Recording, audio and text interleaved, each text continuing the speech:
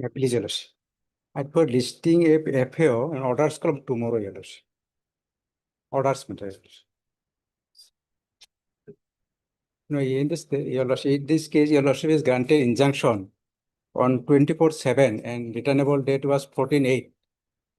The returnable date injunction was there, but 14/8 it was listed on court number 20. But due to sudden illness, court has matter, all the matters depart, but no order is passed. Okay. But tomorrow, Your Lordship. Okay. Bless. Wait. I beg to mention item number 18 of today's list. I have taken consent of the other side. Can it be posted any other day? Today I have some difficulty. Heard Mr. A. Bhattacharya, the learned counsel for the respondent number 125, who prays for an adjournment on the ground of personal difficulty. He submits that he has informed learned counsel for the appellant regarding his prayer for adjournment, who does not have any objection to the same. Hence, the prayer is allowed. Let this matter be listed after 4 weeks on a date to be fixed by registry. May I pray for a date, madam? Today I have difficulty, but otherwise I want to. 3rd of December. May I please, Your Lordship? I wish to mention item number 13 to the list. Whether we taken up any other day, because I could not prepare a brief. I have taken the consent from the other side. I am the appellant. Heard Mr. L.K. Bora, the learned counsel for the appellant. Also heard Mr. S.A. Bhakhtiar, the learned counsel for the respondent. An adjournment is prayed for by the learned counsel for the appellant on the ground of personal difficulty, which is not opposed to by the learned counsel for the respondent, hence same is allowed. Let this matter be listed after 3 weeks on a date to be fixed by registry. 8th of December. Yes. Please, Lordship, I beg to mention item number 5 and 6. In hearing this, Lordship, there is one more appeal. In the same accident, Lordship, MSC appeal number 10 of 20. That all the three matters will come up together, Lordship. My lord, these two matters, as I mentioned earlier, listed before the lawsuit for hearing. In the third case, my learned friend is telling about, talking about, is in the order stage. She herself told me, because the steps they have not taken. So, my lord, these two matters are ready. And as I mentioned earlier, it has been listed before your lawsuit match. Third one is in the order stage. And we'll dispose of these two. Lord, we are analogous cases. The other appeal is also admitted. The same area of Parties? Same parties. Only the claimants are different. Claimant have been served. Appeal was admitted. Okay, we'll take it up together.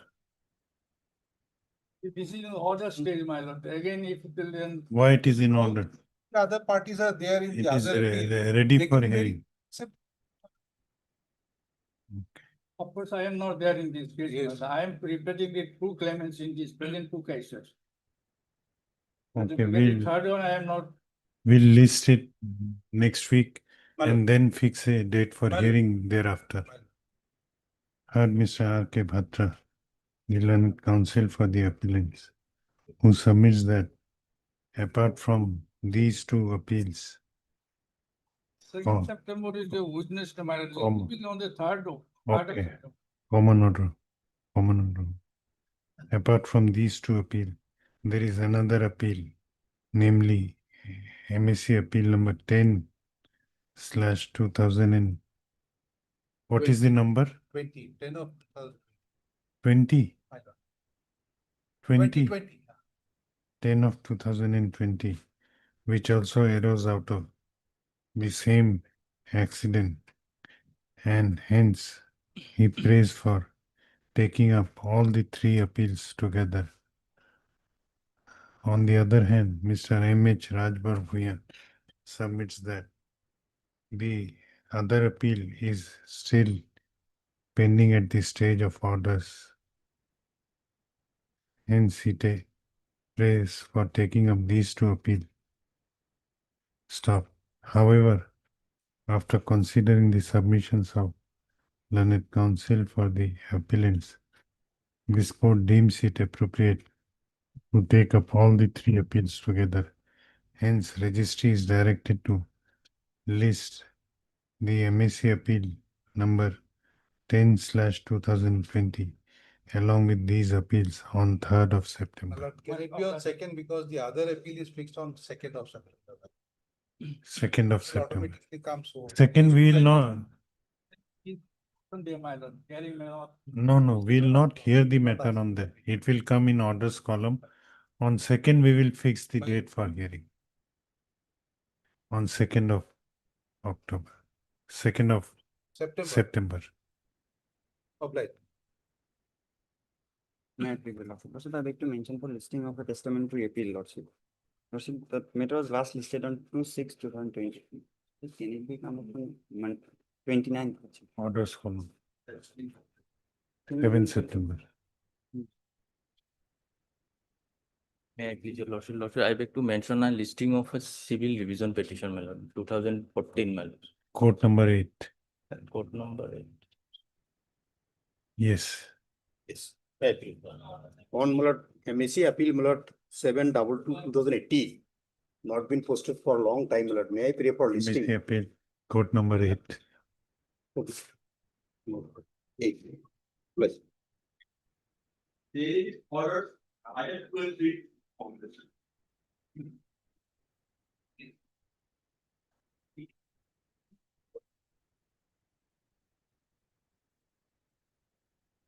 Yes. May it please lordship. Lordship, as per order dated 21/7/2026. And paper publication was made, lordship, but affidavit in this regard that was not submitted, will file today, lordship. Okay. Heard Mr. A. Hussain, the learned counsel for the appellant. Also heard Mr. A. Acharya, the learned counsel for respondent number 3.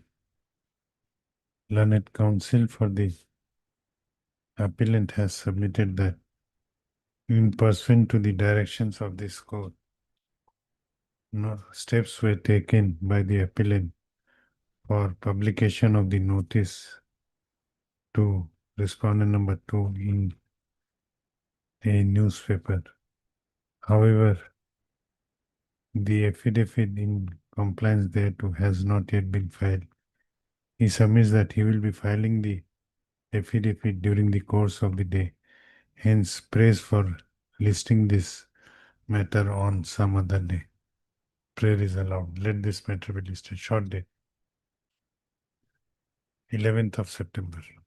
Publish. Episode, item 1.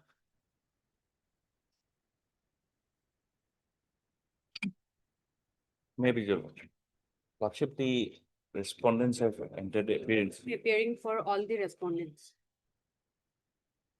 Lordship, I pray that it may be listed on 14th of September for admission. It's a very small matter. In this case, I'm being led by Mr. K. N. Chaudhary. What is the matter? It's regarding the appointment of receiver.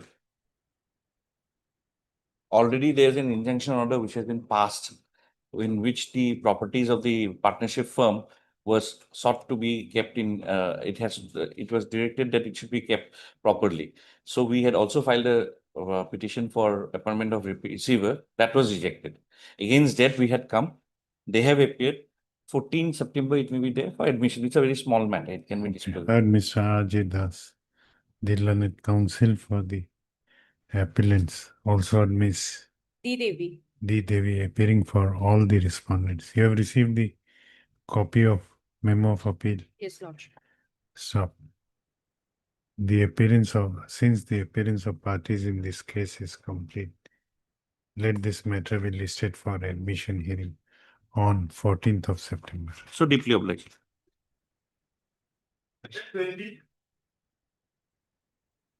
My lord, my senior is on legs now. Can this be taken up for some time? Yes, Sudhyosan. your lordship, I'm appearing for the respondent number 4. You are appearing for respondent number? 4. We have not received the copy till yet. Item 20.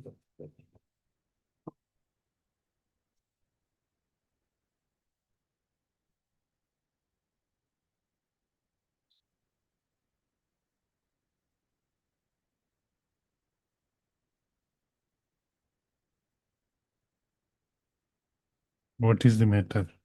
Better, my lord, we better order of the my lord title suit, my lord.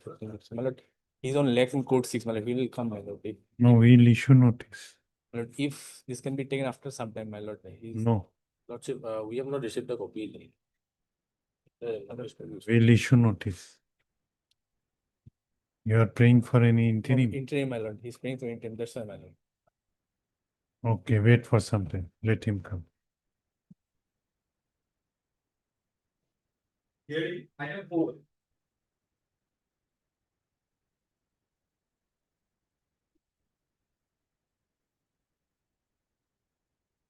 Who is for the respondent?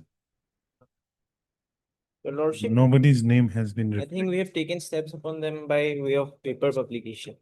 That is why no one's name is to be shown.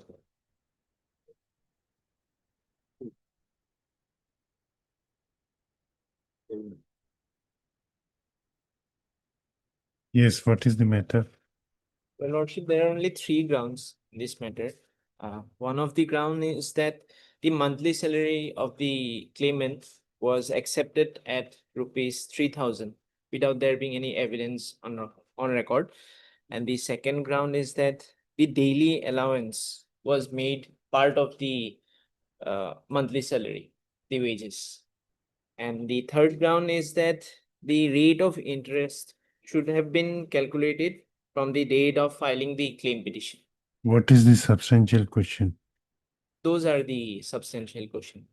Those are not that compelling grounds, so your lordship is upon your lordship.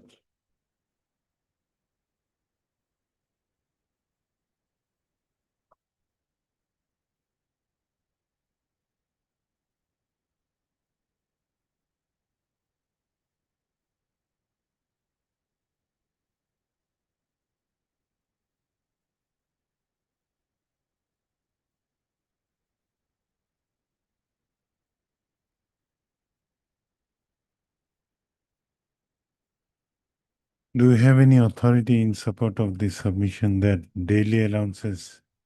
No, your lordship. That is why those are not that compelling ground, which will interfere, means which will Okay. Heard Miss S. Dutta, the learned counsel for the appellant.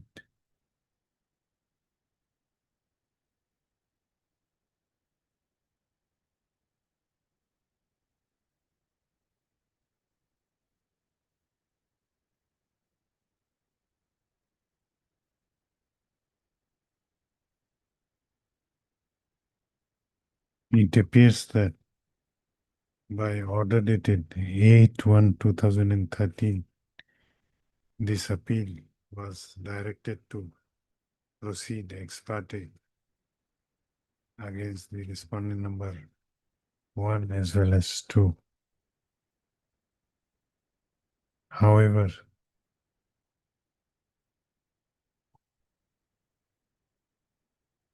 after that, this matter was listed only on 3 occasions, and all the 3 occasions, the counsel for the appellant sought adjournment, which was granted.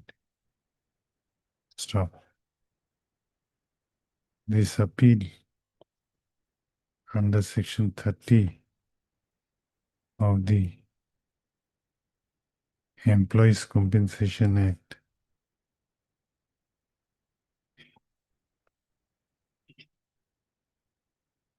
1923 has been preferred by the Oriental Insurance Company Limited, impugning the judgment and award dated 21/6/2007, passed by Learned Commissioner for Workmen's Compensation, Nagaon, in NWC case number 69/2004.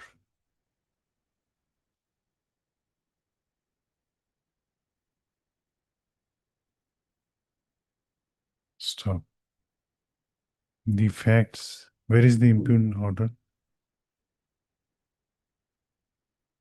Your Lordship, in page number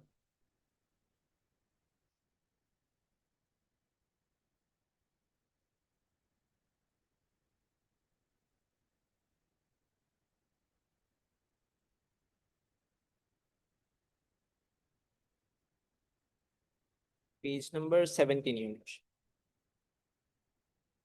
The facts. Next para. The facts relevant for consideration of this appeal, comma, in brief, are that the present respondent number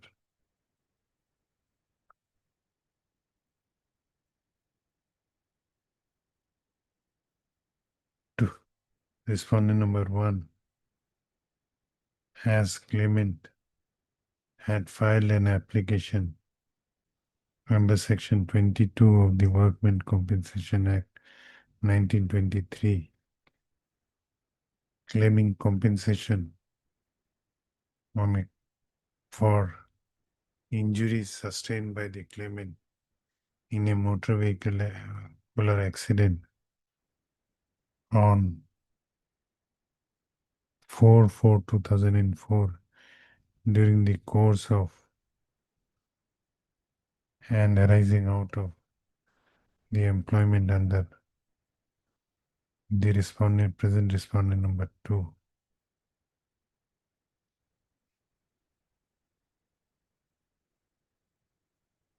Stop. Next para. It was pleaded in the claim petition filed by the respondent number 1 that the respondent number 1 was employed by the respondent number 2 in the vehicle bearing registration number AS02 7392 within bracket T as a cleaner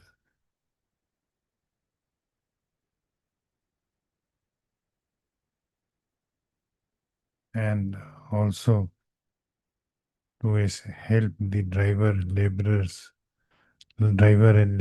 of the vehicle and to maintain the vehicle by washing, etc.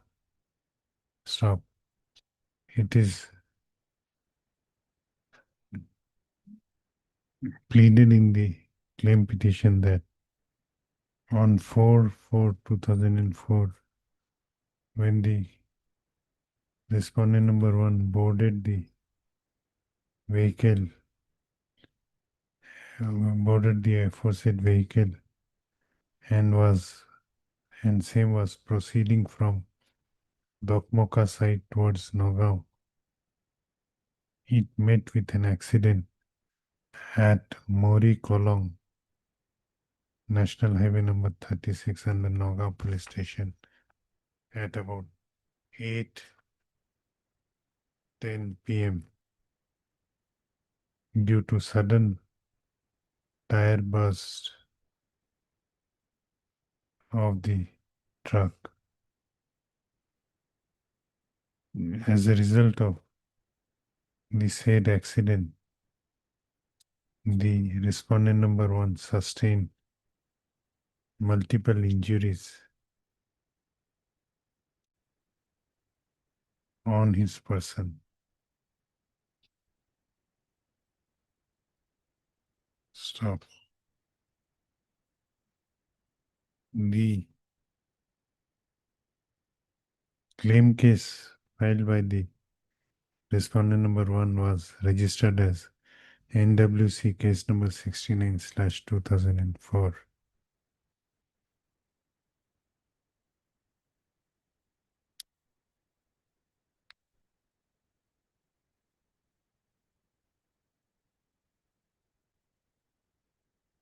It was also pleaded in the claim petition that the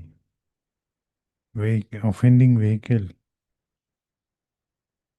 was insured with the present appellant at the time of the said accident.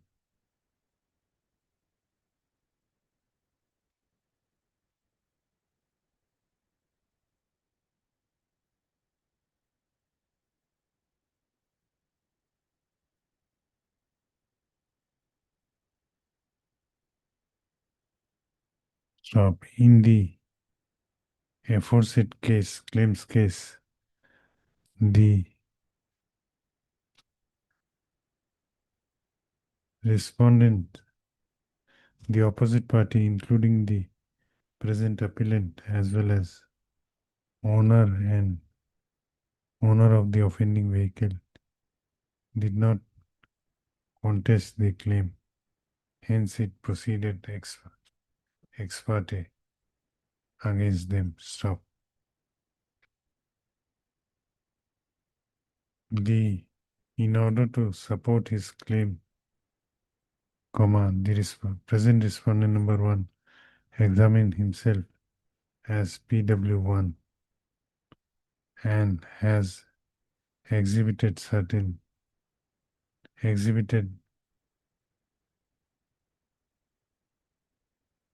8 documentary exhibits.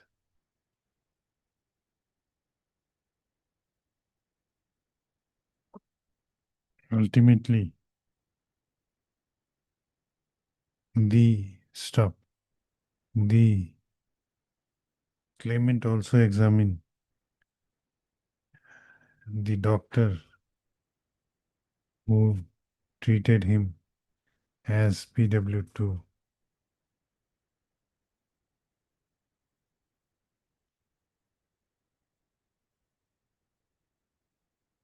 Stop. As per the medical report, the claimant sustained 25% physical disability, which has reduced his earning capacity to the extent of 35%. Ultimately, by judgment dated 21/6/2007, passed in NWC case number 69/2004, the learned commissioner, workmen compensation Nagaon, allowed the claim petition and directed the present appellant to pay a compensation amount of rupees 1,37,636, along with an interest at the rate of 9% thereon. Whether this amount has been paid Lordship will have to take direction regarding that. thereon, the said appeal, the said judgment is impugned in this appeal. This court, while issuing notice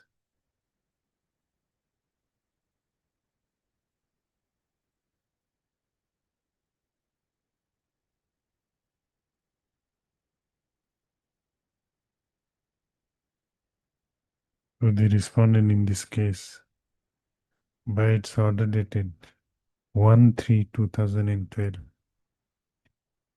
had formulated following substantial question of law within inverted comma, whether the daily allowance payable to a workman in form of the wages as defined under section 2 within bracket M of the Employees Compensation Act, 1923.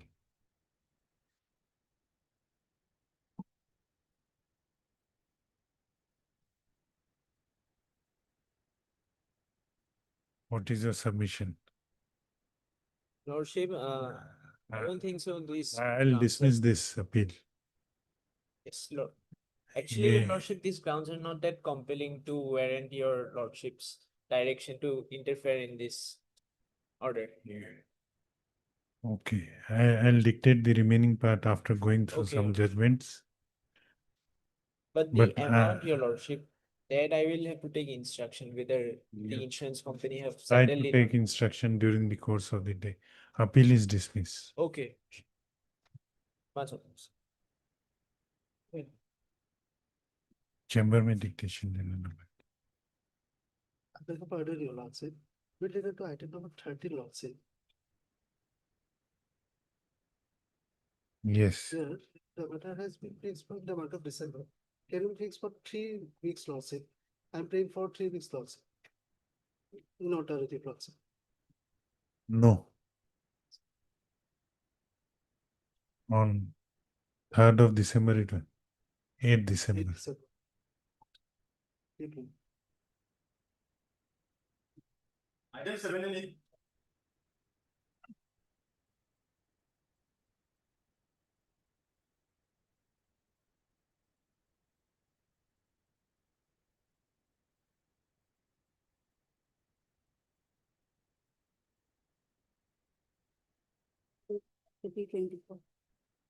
May I please, your lordships? This appeal is MFA 27 of 2019 is against the common judgment order dated 39/2018, passed in way number 29 of 2016, my lord. There is a dispute between the distance between the Numbiligarh siding to Banthara. The railway collected the freight on the correct distance, but the respondent claimed it is wrong distance. And the RCT also appreciated the claims of the applicant and directed the respondent to make refund of the freight overcharge on the incorrect distance matter. But the main fact is that this common order, there is a number of cases, my lord. The distance between one is the distance between the Banthara, Numiligarh siding to Banthara, another is Numiligarh siding to Ranchi. But the RCT decided the issue on the common issues without ascertaining that whether any dispute regarding the distance Chandigarh to Banthara. Banthara in Uttar Pradesh. This is Uttar Pradesh railway station. The RCT framed issues whether the applicant is entitled to refund of freight overcharge by the respondent. But there are no any clear issues on the whether their respondent is entitled to refund the freight overcharge on a wrong distance from Numiligarh siding to Banthara, or it is from Numiligarh siding to Ranchi. But here the common judgment has been passed by showing some different documents, my lord. Under issue number 2. My humble submission that this is the distance between the two stations is a non-common fact, my lord. The different rate, different distance, different places. So, and under rule 24 of the RCT rules, my lord, RCT decided the matter in a common judgment, my lord, without differentiate. So, what will be the distance between the Numiligarh to Banthara or Numiligarh to Ranchi? For what distance the freight was taken? Yes, my lord. I have taken they have taken issue number 2 at page 23 of my memo appeal.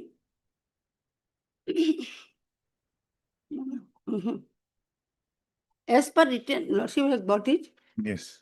Issue number 2, para 12. As per written argument submitted by the respondent railways letter. This is against OA number? OA number 29 of 2016.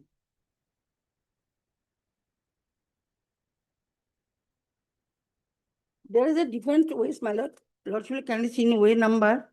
OA number 29 of 2016 in which MFA? MFA number 27 of 2019. And MFA 165? This is against the common judgment. The respondent is filed for enhancement of the interest against the impugned judgments of the RCT, my lord.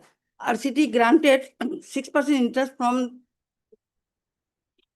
31, OA number 31 is, my lord, from Numiligarh to Ranchi distance.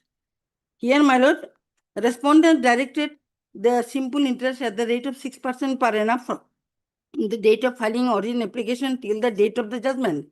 But now the respondents filed this second way MFA number 1665 is for enhancement of the interest. Interest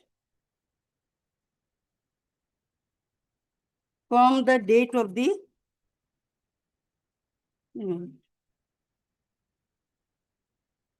interest from the date of the judgment they have filed it against this impugned judgment 13/9/2018, my lord.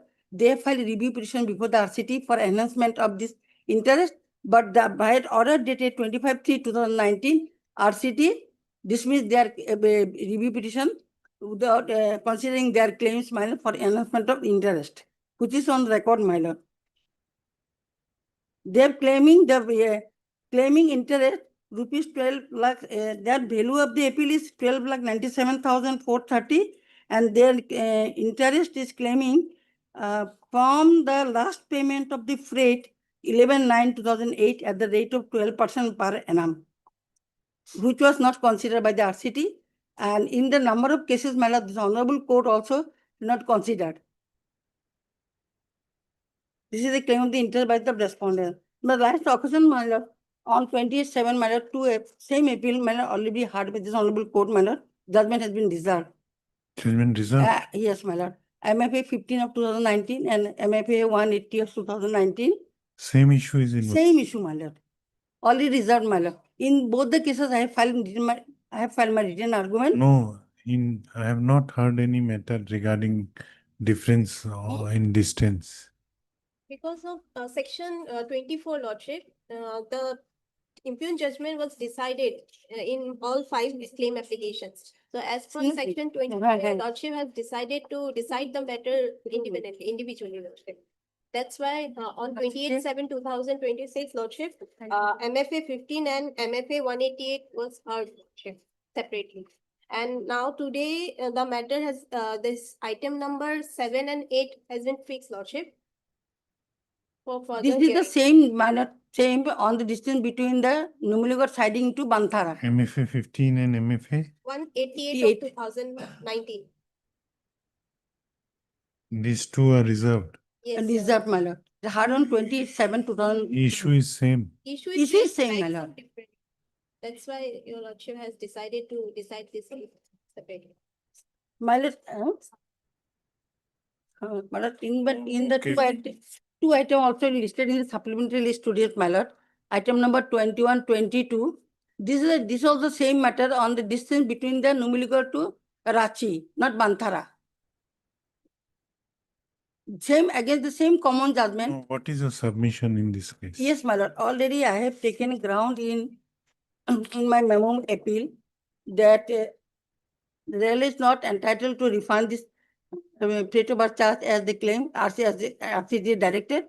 And moreover, my lord, I have taken ground and I am submitting my written argument and submission on behalf of the railway appellant along with the relevant various documents, my lord. I am submitting various documents to whether rail is not entitled. Railway has not admitted that I have collected the freight over charge on wrong distance, and the railway have not admitted the statements. No, you tell me for what distance the freight was collected in this case. In this case, lordship, for Banthara station. What was the distance?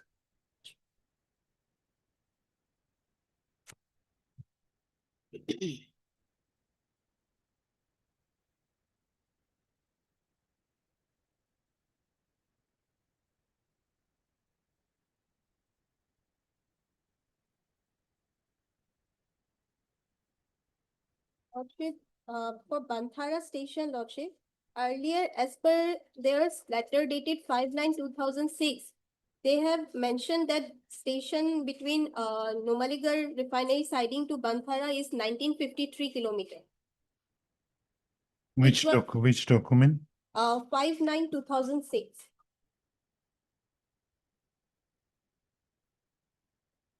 Whether that document is there on record? Yes. Which page? We have enclosed this letter with our claim application, which is marked as page number 2 to 4. In the original case record? Yes, sir.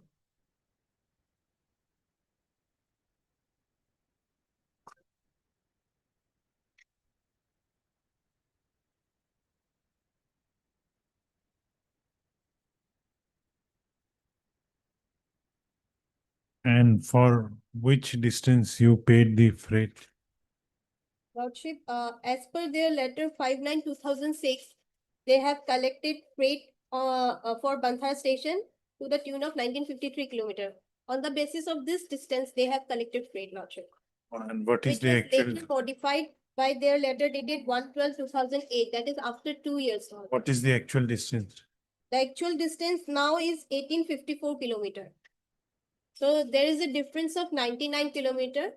They have collected. No, from where you are saying that it is 1854? Sure. On what basis you are saying that it is 1854? It is their letter, Your Lordship. Which letter? 1/12/2008. Lordship, I have marked this. Page number? Lordship, Page number in the record. page number.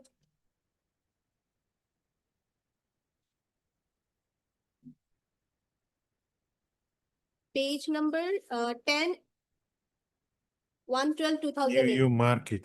Yes. And what was the reasoning of the tribunal in directing the refund? The reasoning is that, Lordship, they have corrected this distance after 2 years. Where is the reasoning? Lordship, I have flagged mark, Lordship. No, which para of the judgment?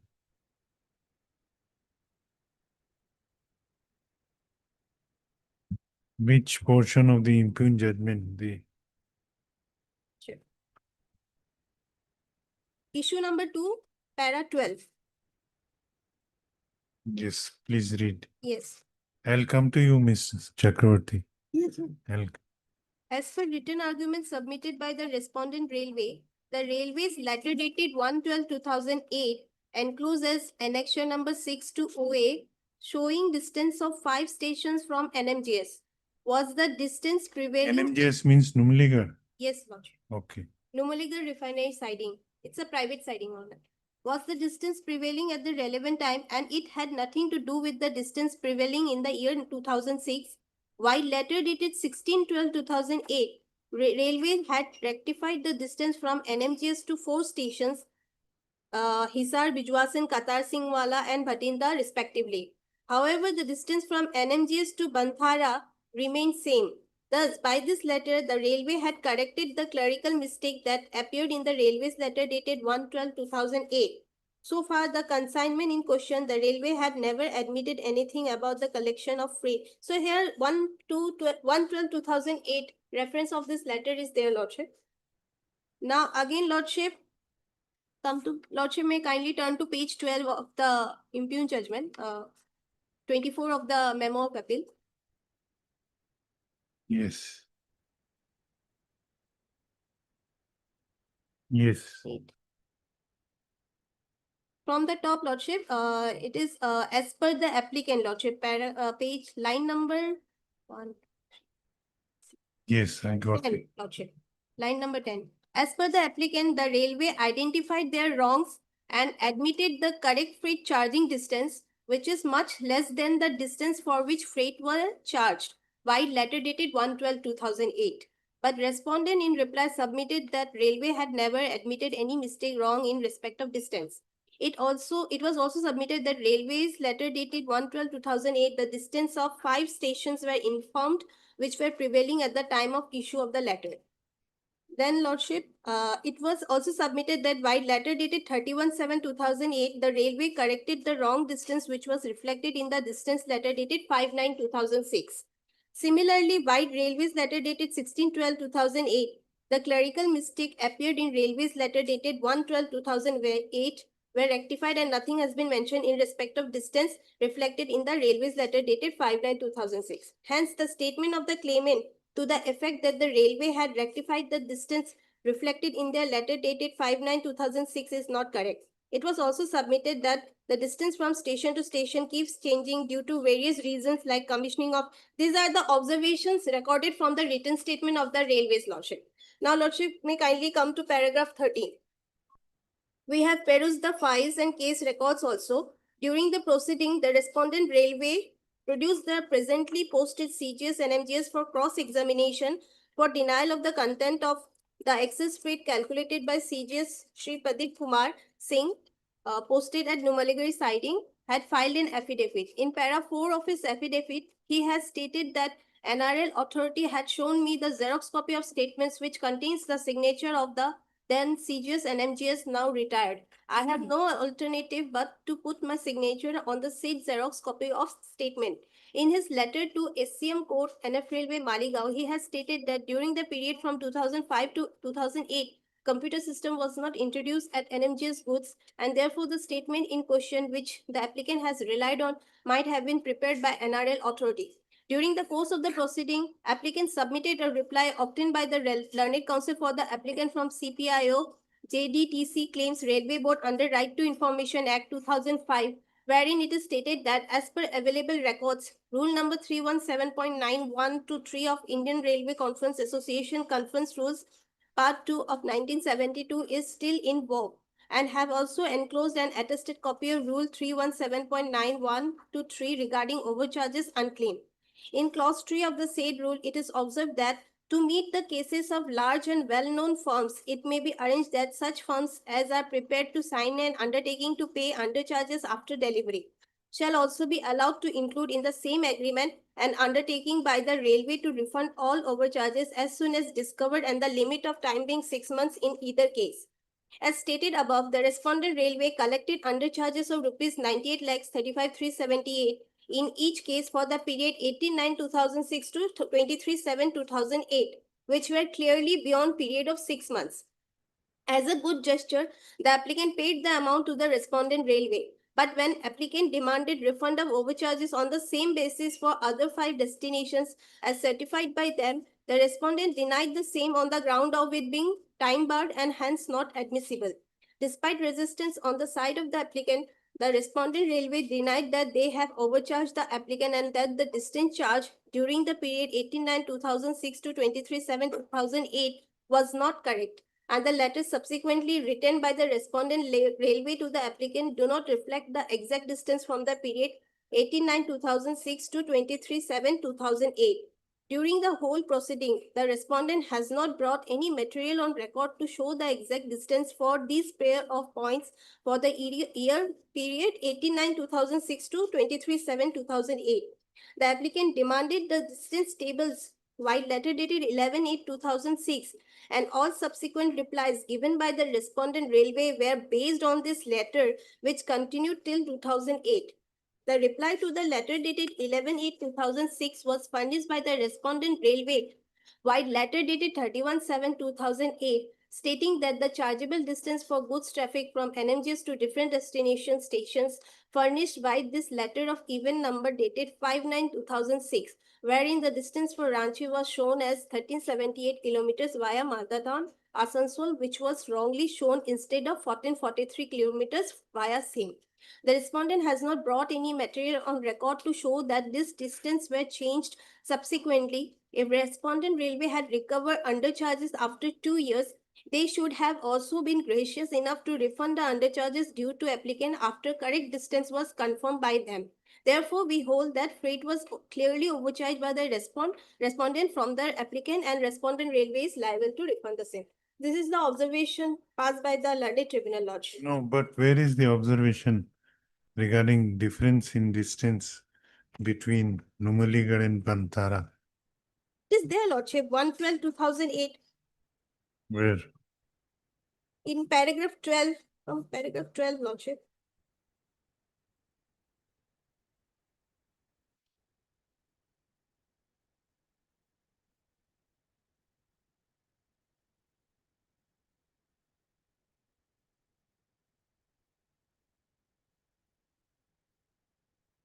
The case is, Lordship, on 5/9/2006. I have flagged mark, Lordship.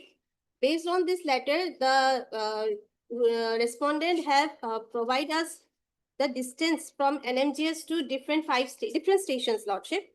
So the station which was mentioned, Banthara, under serial number 3, Lordship, here they have stated as distance 1953 kilometer. And you were charged for that distance? Yes. After 2 years, Lordship, they again corrected this distance by letter dated 1/12/2008, And they have stated that the distance between NNGS to Banthara is 1854 kilometers. And other four stations are also there, Lordship. So based on this letter, we have lodged a claim under section 106 because on 31/7/2008, Lordship, they have charged the amount for Ranchi station, which was later corrected as 1443 kilometers. And they have collected the area of rupees 98 lakhs 35,378 for the period 18/9/2006 to 23/7/2008. That's why, Lordship, we have also claimed the amount for Banthara station, Lordship, excess freight. And based on this letter, Lordship, they have also issued one statement, that is the certificate issued by the Chief Goods Superintendent of the Numaligarh Refinery Siding, Lordship. He has admitted that this 12 lakhs 97,430 is to be refunded to the NRL, Lordship, Numaligarh Refinery. So based on this certificate, we have lodged the claim, Lordship. And which was later again, we have obtained information under RTI, and they have again reaffirmed the statement that this certificate was issued from their office, and they also requested us to verify the same document in their office with their in the presence of their staff, Lordship. They have directed us to verify the documents because we have already enclosed these documents, so that is why they have not resent the same, Lordship. So this is the submission, Lordship. Based on this admission, the refund of freight overcharge on account of Banthara station was, Lordship, ordered by the Honorable Tribunal, Lordship. Earlier also, Lordship, in MFA number 12 of 2019, the Honorable Justice Budi Habo, Lordship, based on this judgment, Lordship, the Banthara station was decided, Lordship, which was decided by this court. And Lordship, the railway also satisfied the amount also, Lordship. Where is the judgment?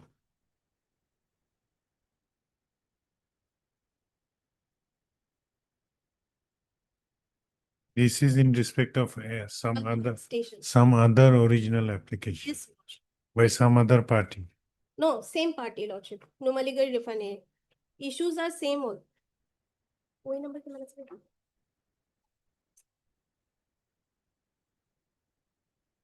This MFA 12 is related to OA number 27 of 2016, Lordship.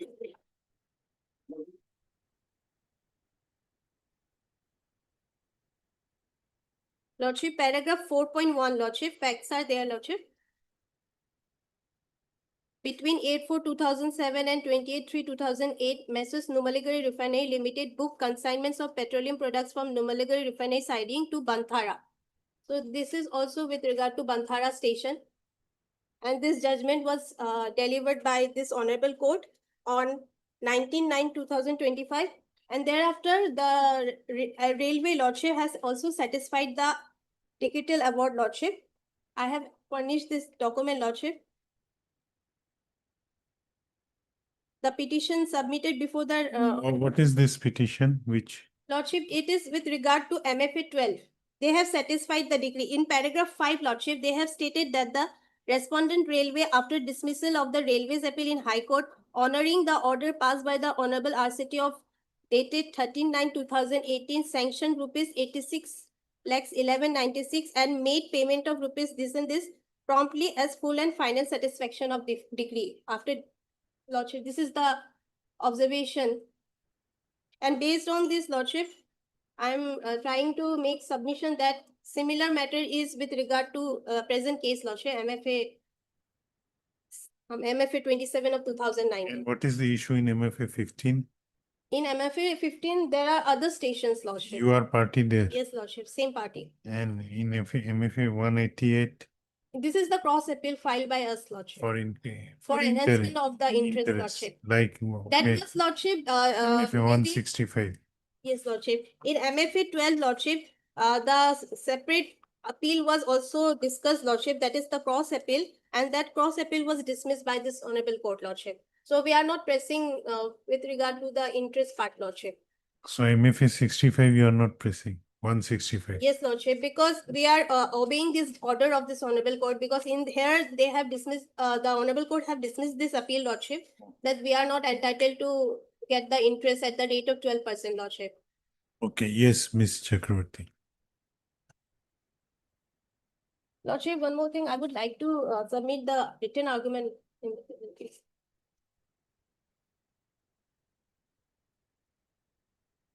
My lord, in the last occasion also, I brought before the Honorable Court the MFA 12 of 2019, where the appellant submitted that the appellant is not admitting anything.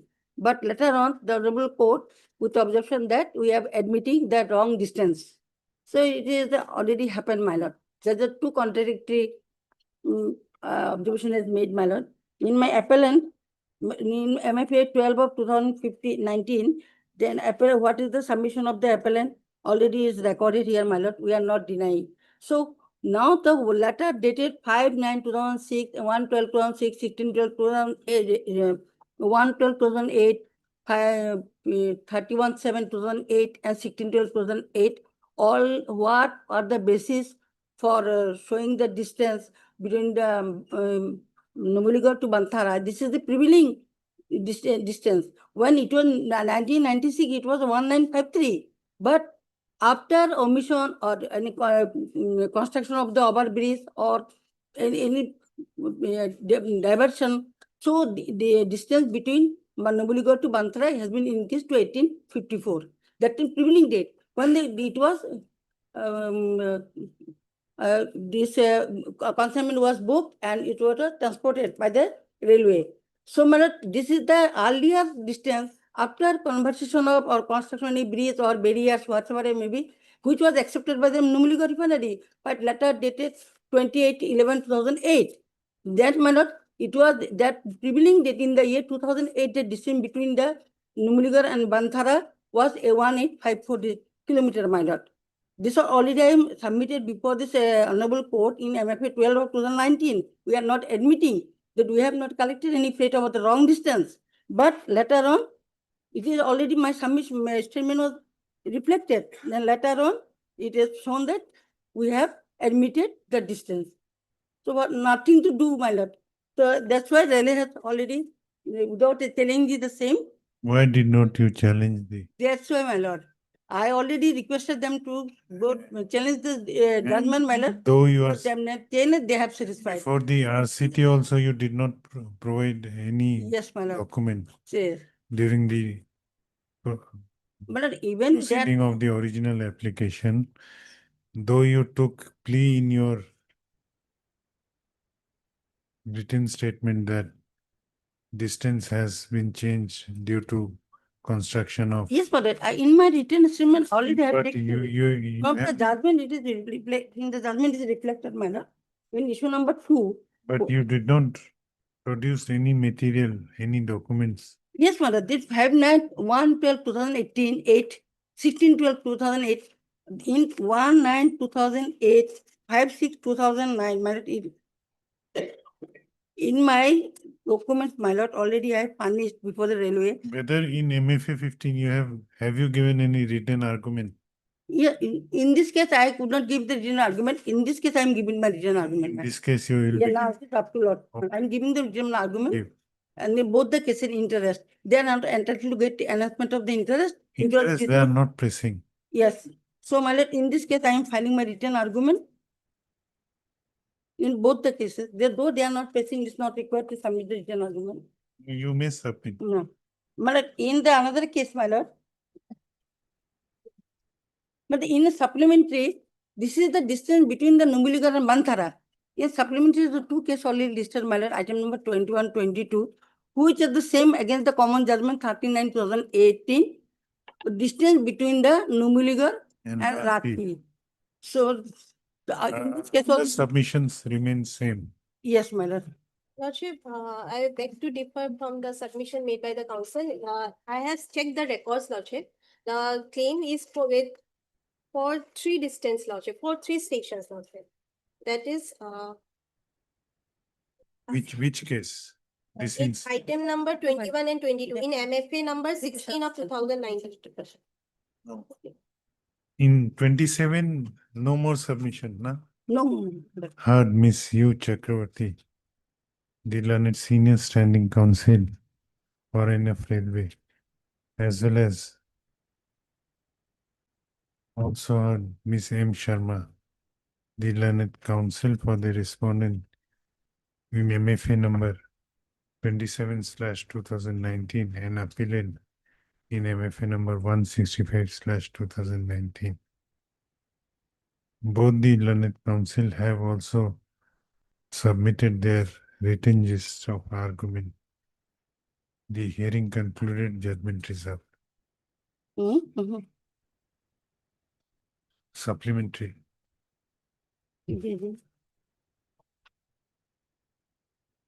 My lord, in the item number 21 also I am submitting my written argument, my lord. 21. na? Yes, in 21 you are saying something. Yes, Lordship. 21. Here there are three distance, Lordship, stations. Stations for Bijwasan, ये तो आगोर case Bijwasan, Star and 27. Singwal. separate file बनाए रहे. Yes, yes, in 21 what is the submission? Lordship, issues are same. And we are claiming distance for Bijwasan, Hisar and Qatar Singhwala station, Lordship. In the earlier case, we are claiming for Banthara station, Lordship. Here Numaligarh to Here Numaligarh to Bijwasan, again Numaligarh to Hisar and Numaligarh to Qatar Singhwala. We lodged our claim under section 106 through our letter dated 22/12/2008 seeking refund of rupees total, Lordship, 36 lakhs 18,089 rupees, Lordship, for these three stations. This is way number 31 of 2016. My lord, in the RCT judgment, my lord, nothing has been mentioned. What is the correct distance of the Banthara, what is the correct distance of the so many station or Rachi is not clearly mentioned. Only decided issue on the basis of this letter, what is the correct, what is wrong, what is not admissible, and pass the judgment. Railway is right directed to refund the freight charge. But whether they have collect, what is the should be correct distance? It was not mentioned in the RCT judgment, my lord. If I am cut wrong, it is all right, I have to pay. But if I am right, then it is not, I am not entitled to refund the freight charge.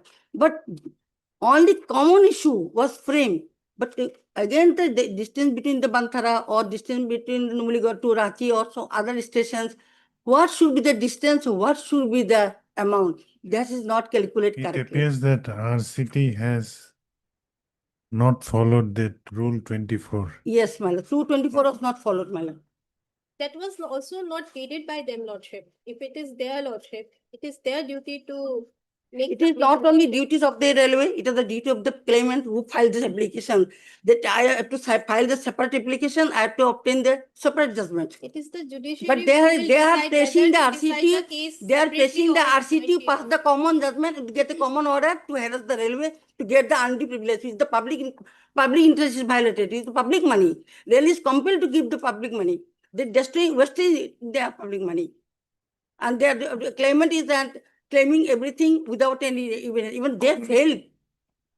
If this is the railway's document, if I am collected the freight on a wrong distance, it is the duty of the respondent applicant to furnish the document to authentication their claim. They failed to prove that, my lord. And RCT by biased, by hearing this submission of the applicant, then going to the correct position of the cases, pass the judgment. So your submission is that RCT did not come to any finding as Yes, my regards lord. the correct distance. Correct distance. This is a common issue. In different cases, a common issue cannot be framed. Yes. The common issue should be framed in the issue should be framed in different ways, whether they are entitled to give the return the freight charge or the wrong collection of the distance between the Numaligarh to Banthara or Numaligarh to Ranchi or whatever the station. This is not segregated. They passed the common judgment on the basis of the railway's letter. Railway has rectified, railway has corrected. What is the basis? Correction. Railway in the railway collected the distance of 1854 kilometer from Numaligarh to Banthar on the prevailing years, not from the year 2006. Consignment was booked in 2008. This is already it is mentioned there. There's some demarcation of the bridge, construction of the bridge, roads are changed, my lord. So distance will be increased or decreased. So as per they have given the distance, they 1854 on the prevailing year, my lord. And from the distance of Ranchi, it is 144, instead of 1443, it is decreased 16 something, my lord. So already in letter dated, in my written argument, I annexed all the documents, my lord, and I submitted my submissions, my lord, for the convenience of this honorable court. Not sure, one submission I No, would. it is the, whatever we submit, it is the wrong, really always wrong, claimant always right. You are admitting. I am not admitting. As per their submission, I am saying that as per their submission, I am wrong, they are right. Because rail is always wrong. But without rail, they cannot transport their consignment. Lordship, one submission I would like to make. Lordship, this letter dated 31/7/2008. Yes. This letter was issued by them after 2 years, Lordship. That is just after issuance of this letter 5/9/2006. Within these 2 years, there may be constructions of Lordship, bridges. Lordship. So based on that submission, Lordship, due to change of gauge or conversion of line, Yes. they have reduced the distance, Lordship. But the distance for Ranchi station, they have corrected the area for rupees 98 lakhs from us, Lordship. When it is their turn to return the money on the same ground, Lordship, now they are disputing, Lordship. That is, No, I am not getting you. The distance from Ranchi station. Lordship, earlier in 5/9/2006 letter, the distance from Numaligarh siding to Hisar is 2395 kilometer, Yes. which was after 2 years reduced to 1443 kilometers. Yes. And based on this letter dated 31/7/2008, they have collected the area for rupees 98 lakhs 35. No, why they have collected area? Because the distance was reduced. Earlier it was 2353 kilometer. So if it was reduced, then they have demanded this rupees 98 lakhs from us, Lordship, and we have made that No, payment. if the distance is reduced, Because of the conversion of line and then Then why they will demand? it is their letter, Lordship. So in goodwill, Lordship, in good faith, we have. No, I am not getting you. Suppose distance was 10 kilometers in 2010. In 2012, it was found to be 7 kilometers.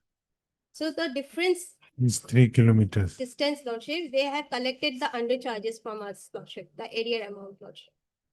Now, again, after that, we also requested them to state the distance from other 5 stations, Numaligarh refinery siding to other 5 stations. Then they have corrected the distance, Lordship. No, if the distance is reduced, then why railway will collect? Because we have paid less amount, Lordship. That is why they have collected the undercharges from us. Lordship, may kindly see letter dated 31/7/2008, Lordship.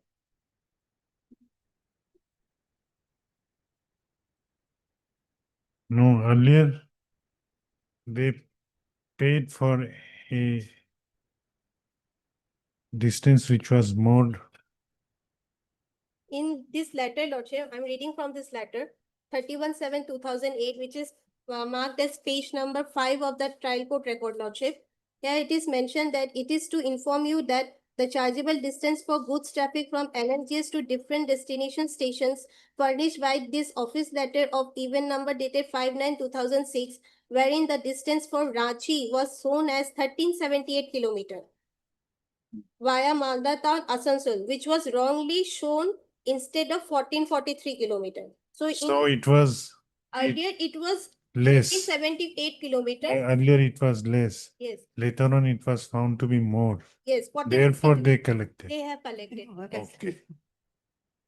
So, Lordship, then we have requested them to furnish the stations, other stations also. And they later on, they corrected the distance. And based on that letter, Lordship, we have demanded them. Hard. Miss you, Chakravarti. This is item number Item number 21 and 21 and 22. Miss U. Chakravarti, the learned senior, special senior railway council, appearing for appellant in MFA 16 of 2019 and for the respondents in MFA 193/2019. Also at Miss M. Sharma, the learned counsel for the respondent in MFA 16/2019 and appellant in MFA 193/2019. Both the councils have also submitted their written gist of argument. Hearing concluded, judgment reserved. Obliged. Obliged, your lordship.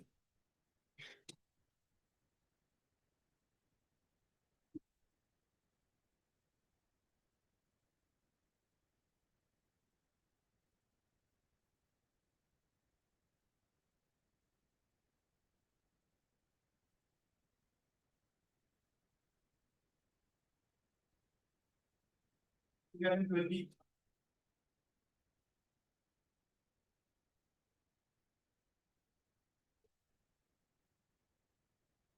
I please, Your Lordship?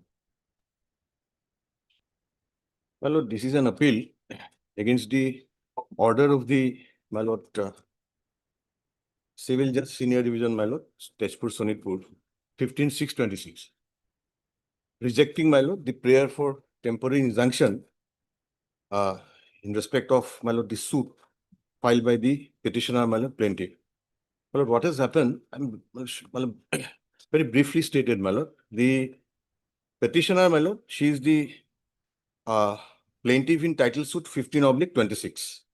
Now, a prayer was made that the equitable mortgage created by, my lord, the defendant, my lord, 1, 2, and 3 over the scheduled plot of land, schedule A and B, be declared, my lord, fraudulent and illegal and inoperative. The other prayer which was made is that the right title and interest of the plaintiff be declared, my lord, in respect of the schedule A and B land, my lord, over the proportionate share. This was basically, my lord, the prayer. Now, the respondent 4, my lord, is the defendant 4, my lord, in the said suit, my lord. The respondent, my lord, bank, it had, my lord, filed an objection in respect of the temporary injunction, which your lordship will find at page 22, my lord. This is important. Some 2-3 paragraphs are relevant, my lord. So I'll draw your lordship's attention to that. It starts from page 29.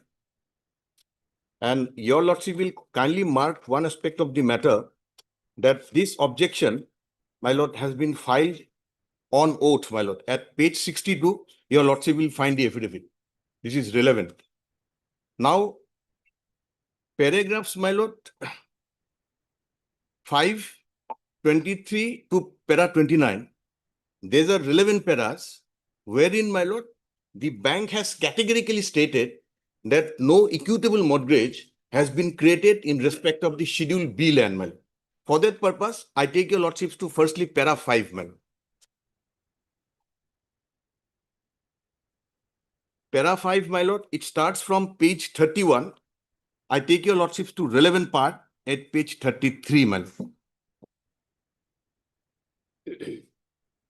Yes. My lord, 6th line from the top, my lord, it reads as follows.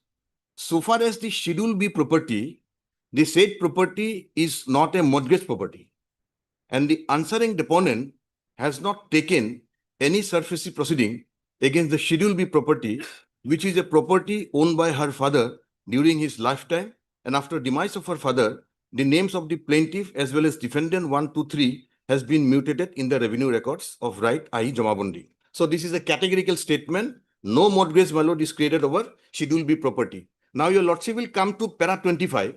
The statement has been reiterated in, my lord, page 44 to 46, my lord. Para 25, it starts from page 44. I take your lordships to the relevant part at page 46, my lord.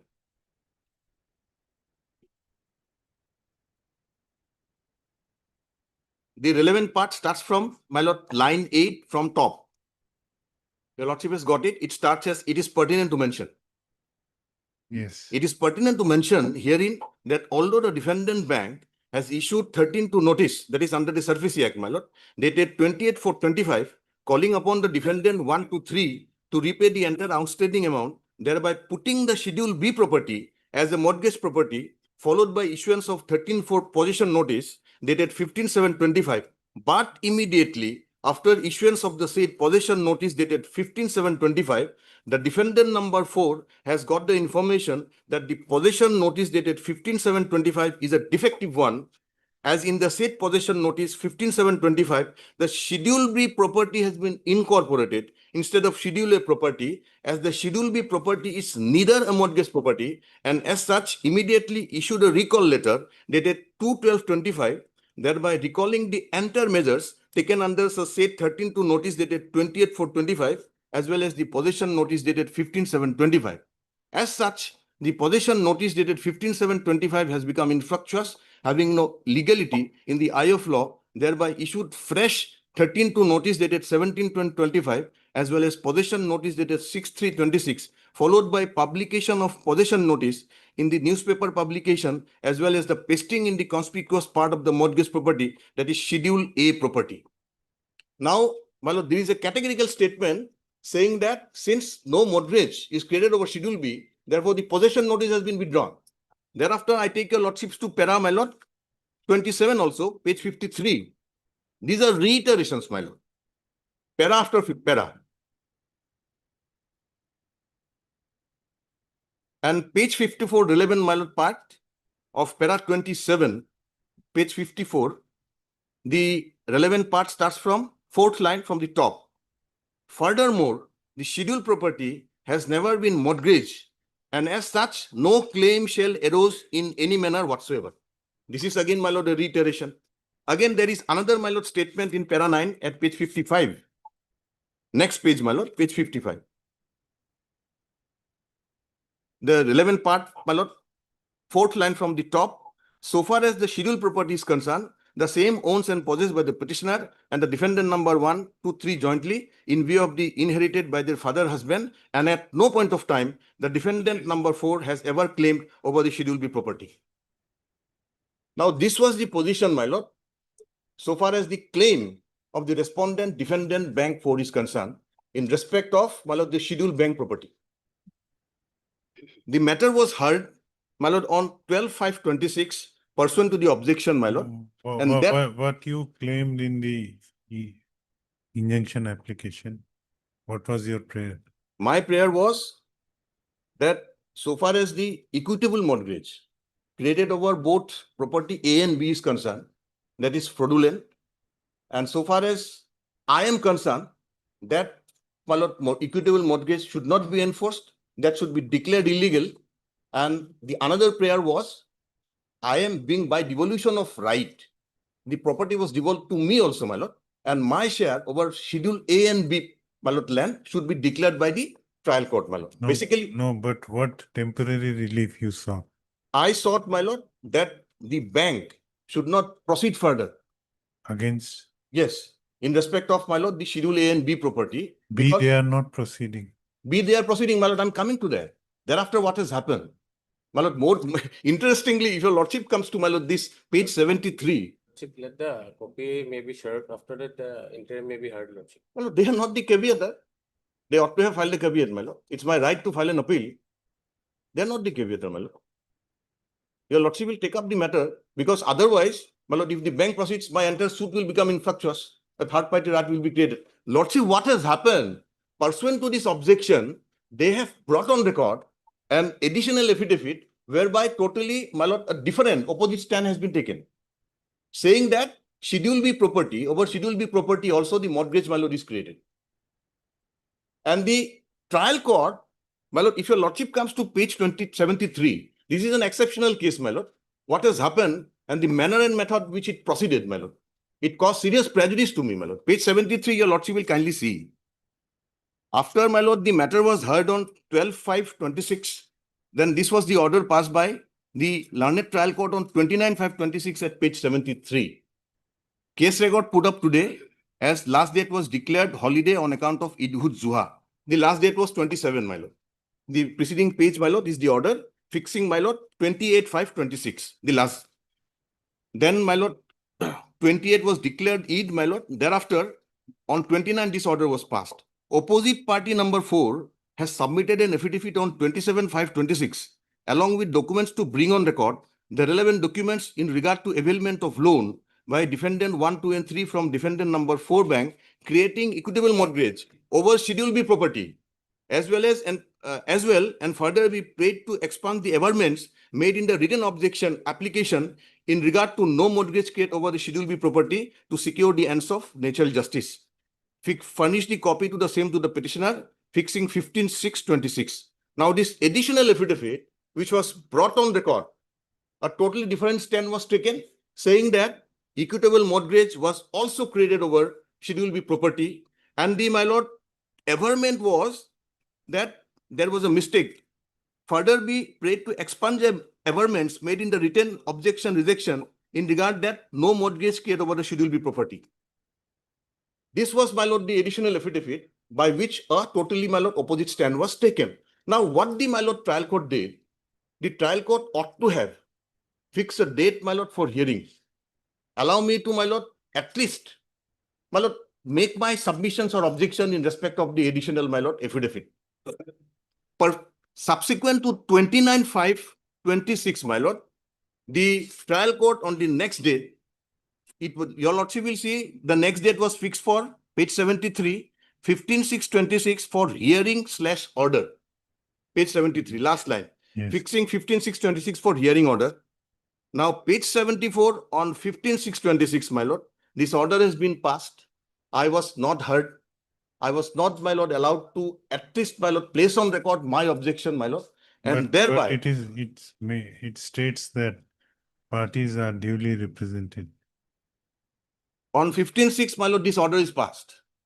It does not say, my lord, that the parties are heard. And it is on record that I did not get any opportunity, my lord, to make my objection in respect of the additional affidavit, whereby a diametrically opposite stand has been taken. Now, if your lordship goes through the, my lord, order at page 74, your lordship will not find anything, my lord, why the additional affidavit, which takes a contrary and inconsistent stand, has been accepted. There is no such, my lord, reasoning, my lord, in the order of, my lord, 15/6/26. And on the basis of the additional affidavit, my lord, the prayer for interim, my lord, injunction has been, my lord, rejected. My lord, my respectful submission is, while passing this order at page 74, dated 15/6/26, my lord, there is a violation of the principles of natural justice, my lord. The order by the, my lord, the trial court is at liberty to reject my prayer. But the same has to be done after hearing me, my lord. Now, here is a case where the bank, my lord, had taken a totally contrary stand, playing hot and cold at the same time. And your lordship is aware, the apex court has held, my lord, in respect of the same proceeding, my lord, a party cannot take different stands, my lord. In this regard, I place one judgment, my lord, which is relevant for the present purpose, 2018 12 SCR 906, my lord. Para 12, my lord, page 913. Now whether they have issued any notice under. My lord, this surfacing Surface. proceeding has already been initiated. No, Now no, they say, my lord, notice, you will get a notice. that instruction I don't have. My lord will kindly see. Then we'll allow them to file their written objection. Because there is no such urgency. There may be, the impugned judgment may be incorrect on some grounds, My lord.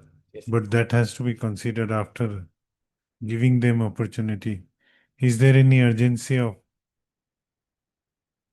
My lord, I don't get your seeking, lordships. My lord. is there any urgency of seeking any interim relief? Absolutely, my lord. Absolutely, because your lordship will see They, the moment, my lord, the Schedule AB property, my lord, is possessed by the bank. no, but they will issue notice under section 13 of Surface Act. My lord, what the, my lord, judgment says, if your lordship comes to, I have not got, my lord, the additional affidavit filed by them. The copy has not been served to me. I don't know what has been brought on record. Now, if your lordship comes to, my lord, the impugned judgment in respect of the additional affidavit, now page 77, my lord, this is what has been recorded by, my lord, the learned trial court. Page 77, my lord. Para 2, second para, my lord.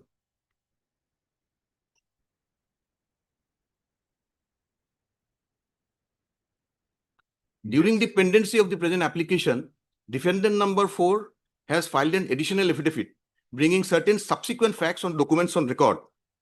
Though the said affidavit, the bank has clarified that apart from overdraft facilities extended to Messrs. So-and-so, under which Schedule A property had been offered as security, there was another loan against property sanction. This is not relevant.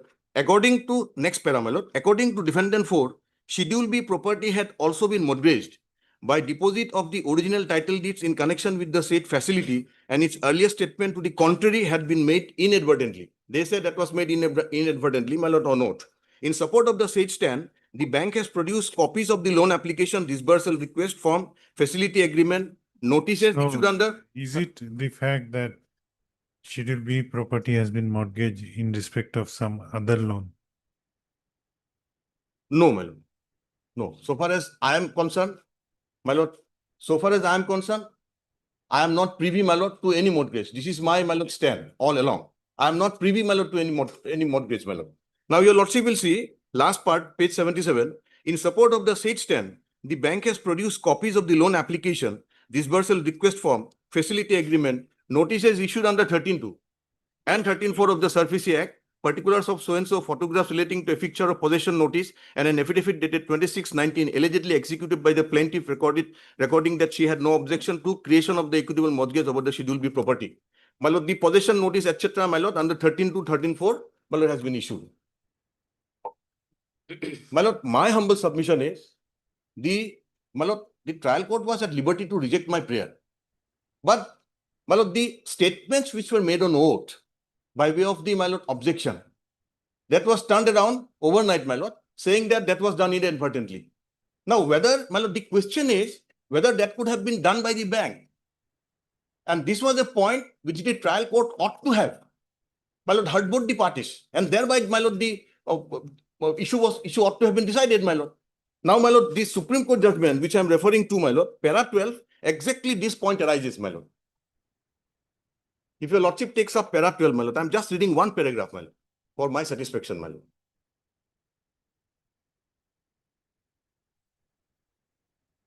Yes. A litigant can take different stands at different times, but cannot take contradictory stands in the same case. A party cannot be permitted to approbate and reprobate on the same facts and take inconsistent shifting stands. The untenability of an inconsistent stand in the same case was considered in Amar Singh versus so-and-so. No, in this case, their plea is that the earlier was an inadvertent mistake. Earlier statement was an inadvertent mistake. They are not taking contradictory stand. My respectful submission is, they are discarding their earlier stand on the ground that it was due to inadvertent mistake. my lord, I am coming precisely to this point, my lord. My lord, the earlier statements which I have drawn your lordship's attention in respect of, my lord, this particular stand, your lordship had already found in several paras. They have taken categorical stand. And they have also stated that the possession notice issued in respect of Schedule B property was also withdrawn. So now to say that, my lord, these are statements made on oath. So precisely this is the point, my lord. The trial court ought to have heard both the parties. Now, whether they can take this stand, a diametrically opposite stand, my lord, because your earlier stand is based on affidavit, on oath. So, my lord, on this point, the trial court ought to have, my lord, heard both the parties. The trial court did not hear us.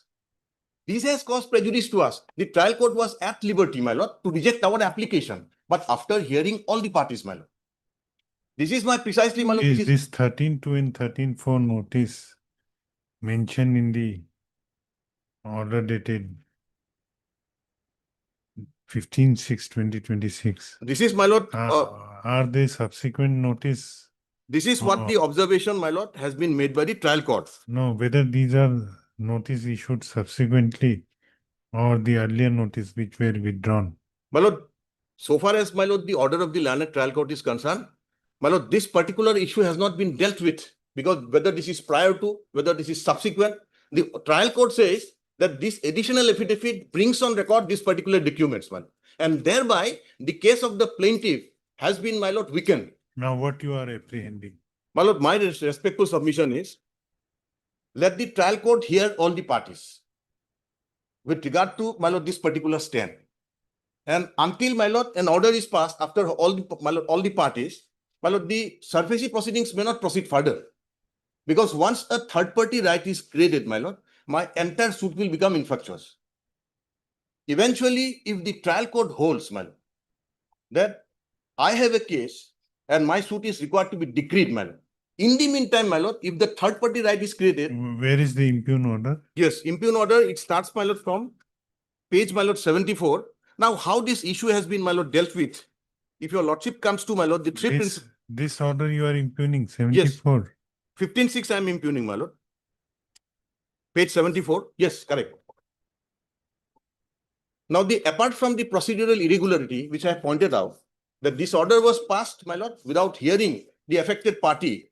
The other, my lord, part in respect of the merit, your lordship will find, so far as the findings in respect of the prima facie case, my lord, the trial court has recorded that it did not find, my lord, the prima facie entitlement in respect of, my lord, the plaintiff's case, my lord.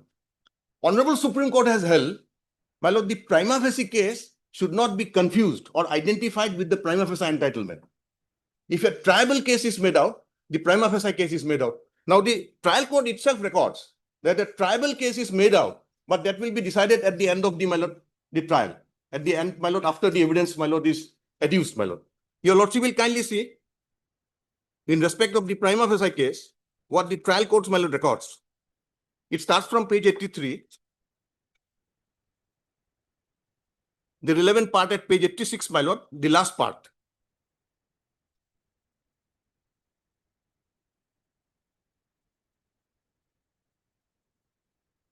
Yes. Therefore, although the plain discloses issues which deserve to be tried, the document subsequently brought on record substantially weakens the plaintiff's claim for interim protection. Now, the additional affidavit has been relied on without hearing me, my lord. The plaintiff has been able to show that there are serious questions requiring adjudication. This is what the apex court says. If we have made out a tribal case, then there is a prima facie case. Now, if your lordship comes to the, my lord, findings at the last page, my lord, this has been reiterated by the trial court. Page 96, my lord. And the prima facie case, my lord, has been identified with prima facie entitlement at page 96, my lord.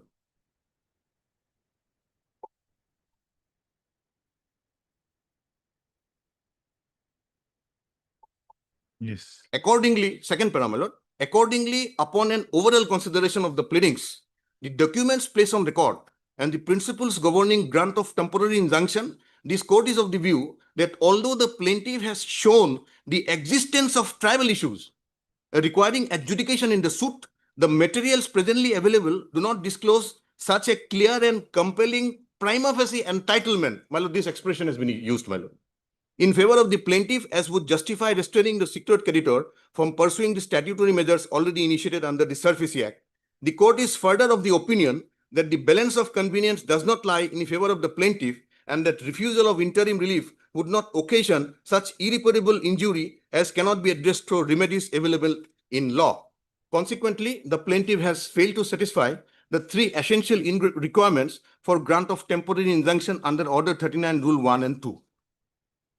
Now, the trial court also proceeds to hold that I have a remedy, my lord, under the SARFAESI Act, under Section 17, which I say, my lord, with all respect, that is misconceived.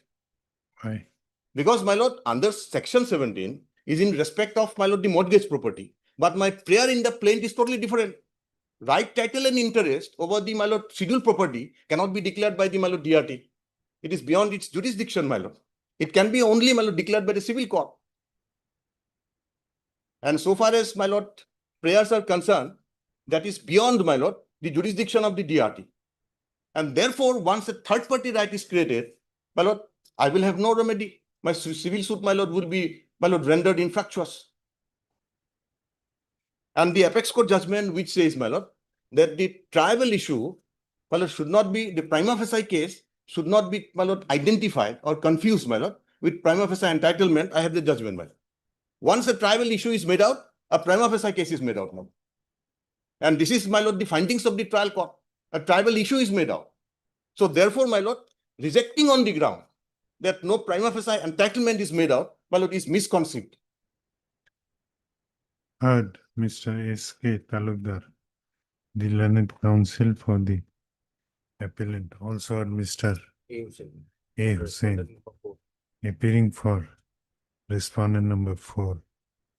This appeal under Order 43, Rule 1, within bracket R of the Code of Civil Procedure, read with section 104 of the said code, has been preferred by the appellant Srimati Meenakshi Bajaj Garodia, impugning the order dated 15/6/2026, passed by the Court of Learned Civil Justice Senior Division, Sonitpur, Tejpur, in Ms. J case number 13/2026, arising out of title suit number 15/2026, whereby the prayer for grant of temporary injunction by the present appellant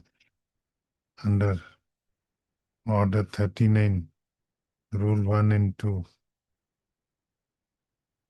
was rejected by the trial court. Stop.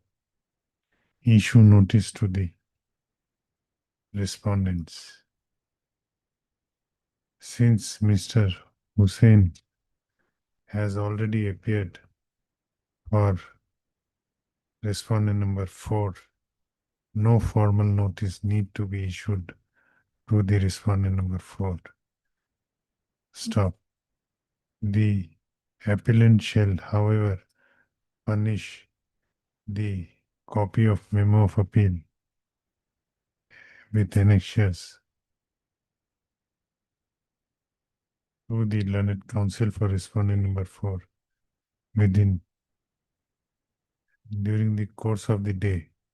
By tomorrow, my lord. By tomorrow. Within 2 days My lord. from the date of this order. My lord. Stop. As regards the other respondents are concerned, the appellant shall take steps for issuance of notice by speed post as well as by usual mode within 7 days from the date of this order, returnable on 28th of September. Interlocutory application continued.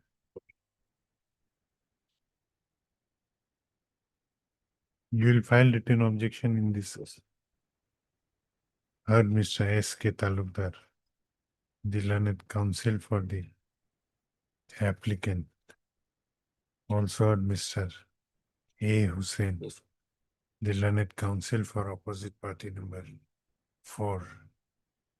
This interlocutory application under Order 39, Rule 1 and 2, read with Section 151 of the Code of Civil Procedure, has been filed in connection with FAO number 55/2026 by the applicant/appellant praying for grant of temporary injunction by restraining the opposite party number 4, that is, namely ICICI Bank, from taking any coercive action in respect of scheduled properties described in the Ms. J case number 13/2026, arising out of title suit number 15/2026.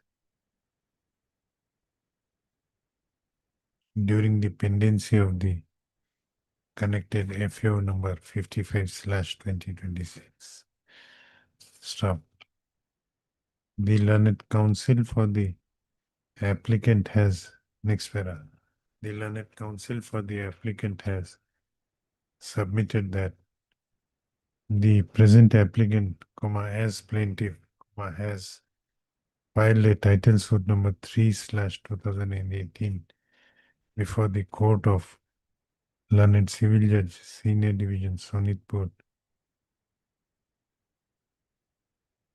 seeking various reliefs, including the relief of declaration that the equitable mortgage created by respondent number 1, 2, and 3 in favor of respondent number 4 is illegal Over Schedule A and B property, my lord. over Schedule A and B property as mentioned in the plain is illegal and invalid. Stop. The plaintiff has also sought for a declaration of a right, title, and interest over for entire schedule Yes, my lord, A and B property, both schedule. my lord. over Schedule A and B property.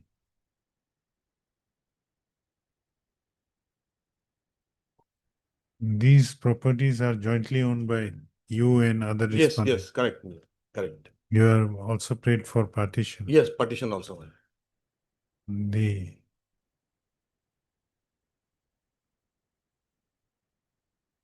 The plaintiff has also paid for partition of the joint property owned by the present appellant and respondent number 1, 2, 3.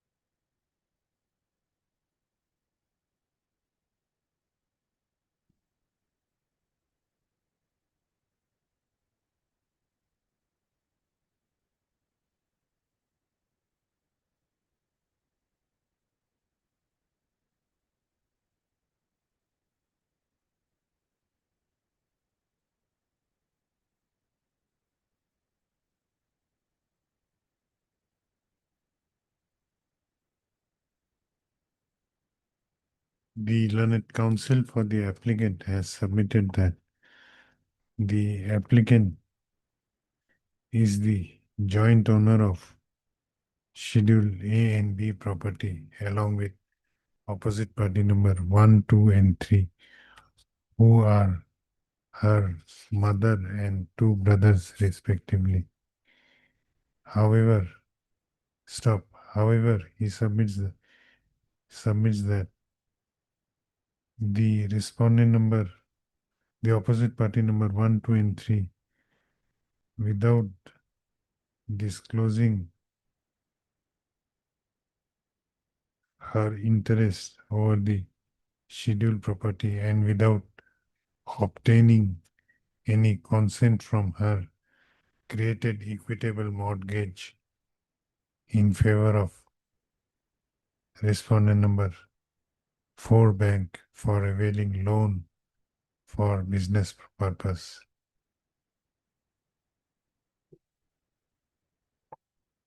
As such,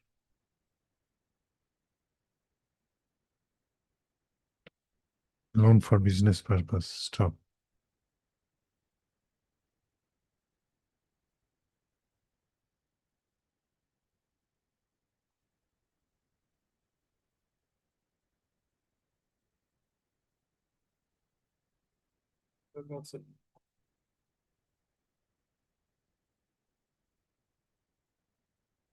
Where is the notice under 13?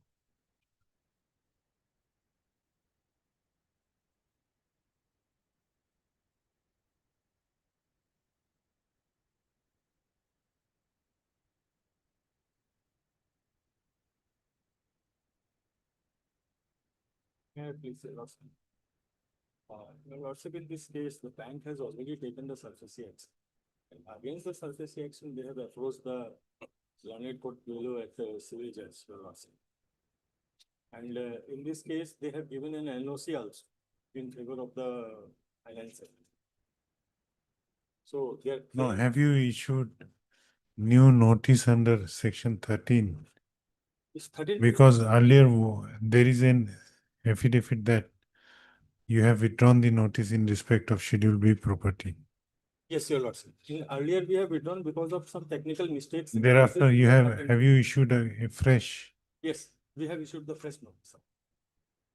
What is the date mentioned there? That I have to, because we do not have the record with us, Your Lordship. And if Your Lordship will fix the date within 2 days, we will clarify the entire and let the copy be served on us.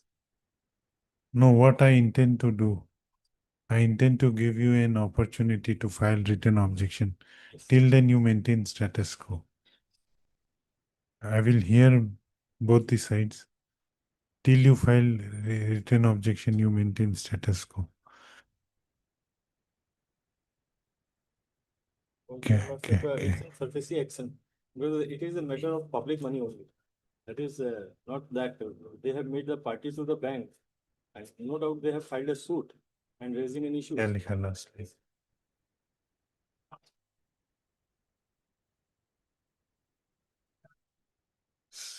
Stop. He further submits that the respondent number, the opposite party number, respondent number 1, 2, and 3, opposite party number 1, 2, and 3 have defaulted in repayment of the loan which they took from opposite party number 2, 4, and as such, the opposite party number 4 have issued notice under section 13 within bracket 2 of the Surface Act, as well as notice under section 13 within bracket 4 of the Surface Act in respect of the scheduled property. He submits that in the miscase which was registered on the basis of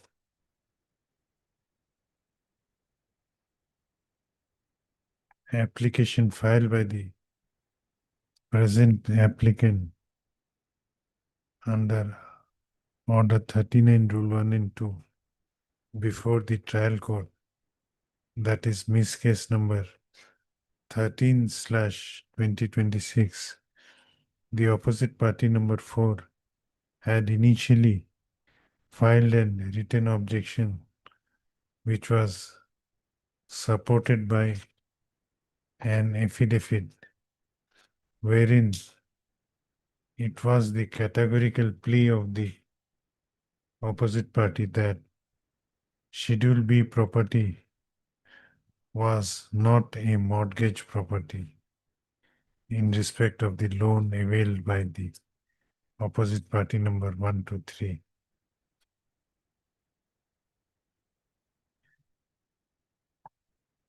He further submits that, however, later on in the said miscase, the opposite party number 4 filed an additional affidavit without furnishing copies of the same to the present applicant.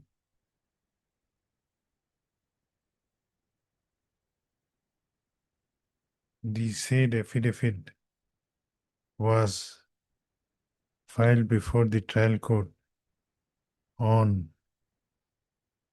19/5/2026.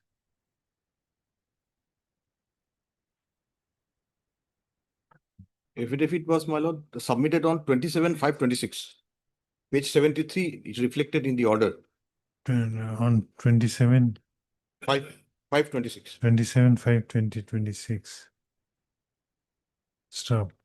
In the said additional affidavit, the opposite party, number 4, took plea that due to some inadvertent mistake,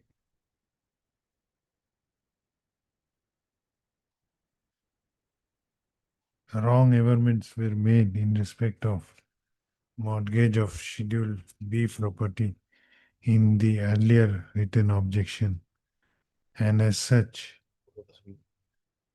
a prayer was made to expunge the said averments from the written objection filed by the opposite party number 4. Stop. It is further submitted by learned counsel for the applicant that after filing of the additional affidavit, the trial court fixed the matter on 15/6/2026 for hearing/order. However, he submits that no opportunity of being heard on the additional affidavit filed by the opposite party number 4 was afforded to the present petitioner, and on the basis of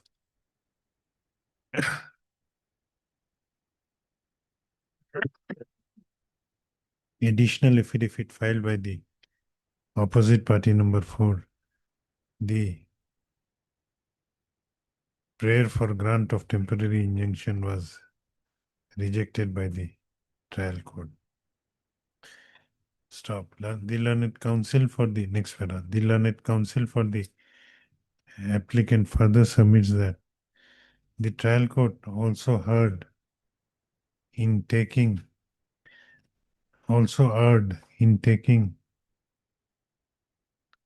making contradictory observation while deciding the question of existence of a prima facie case for grant of temporary injunction to the present applicant, in the impugned order, inasmuch as though it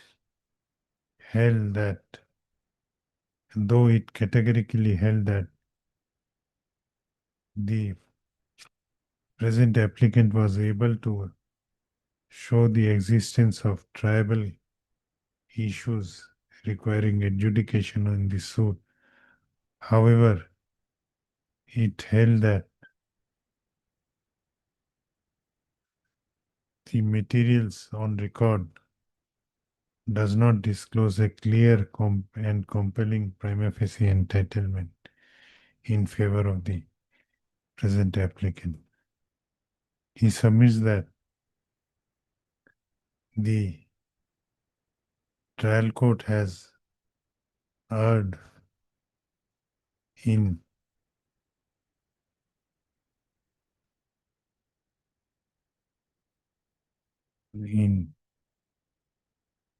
what was the My lord, whether prima facie case was yes, prima facie case has been identified or conflict No. with prima facie entitlement. no, but whether the trial court held that you have a prima facie case. Yes, my lord. Last part, says, my lord. It says, my lord, that there are tribal issues.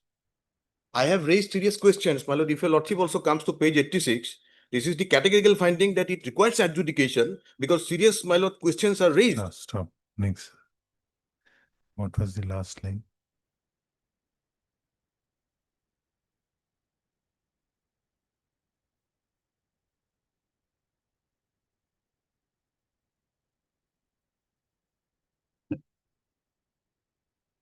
Lord, in arriving at a conclusion that the applicant has not been able to establish a strong prima facie case to warrant an order for restraining the present opposite party number 4 from proceeding with the process initiated under SURFACE Act. Stop. The learned counsel for the applicant further submits that the trial court also erred while accepting the additional affidavit filed by the present opposite party number 4 before it in the aforesaid miss case by ignoring the settled legal proposition that though a litigant can take different stands at different times, but it cannot take contradictory stand in the same case. Stop. He submits that a party cannot be permitted to approbate and reprobate on same facts and take an inconsistent shifting stance in a case. He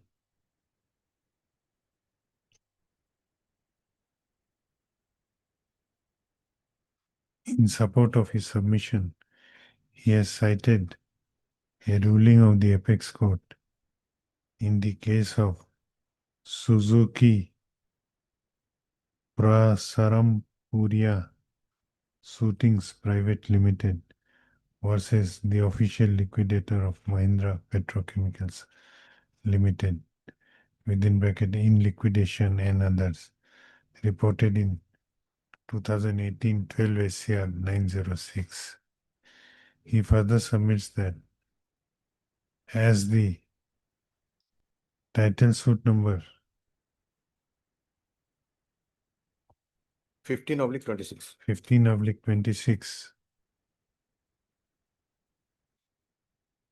by the present petitioner, by the present applicant, has been filed before the trial court seeking the relief of declaration of right, title and interest over the suit property, as well as for partition of the suit property. And the said relief cannot be availed by the applicant before the Debt Recovery Tribunal or under SURFACE Act. Hence, he submits that unless the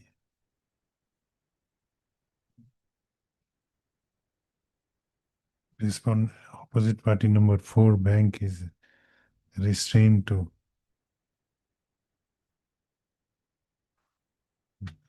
restrained from proceeding with the SURFACE with the process of taking possession of the suit property under SURFACE Act, the present applicant would be suffering irreparable loss and would be greatly prejudiced. On the other hand, Mr. Yes, what is your name? I'm Sharma. Mr. M. Sharma, learned counsel for the applicant has learned counsel for OP4. OP number 4 has submitted that he has not even received the copies of the interlocutory application,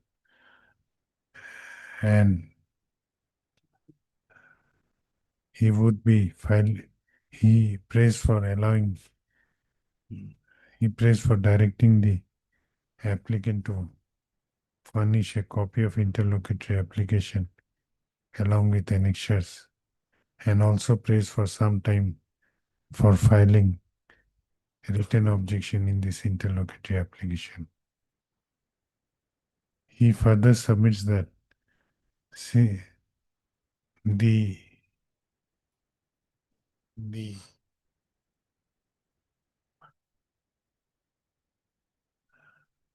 property described in Schedule B of the by the plaintiff is also mortgaged with the OP number 4 bank, and as such, till he files written objection, no restraint, no relief, interim relief should be granted to the applicant in this case. I have considered the submissions made by learned counsel for both sides. Stop. Let the notice be issued to the other opposite parties, namely opposite party number 1, 2, and 3. The applicant shall take steps for issuance of notice to the other opposite parties by speed post as well as by usual mode within a day from the date of this order, returnable on 28 September. On the next date,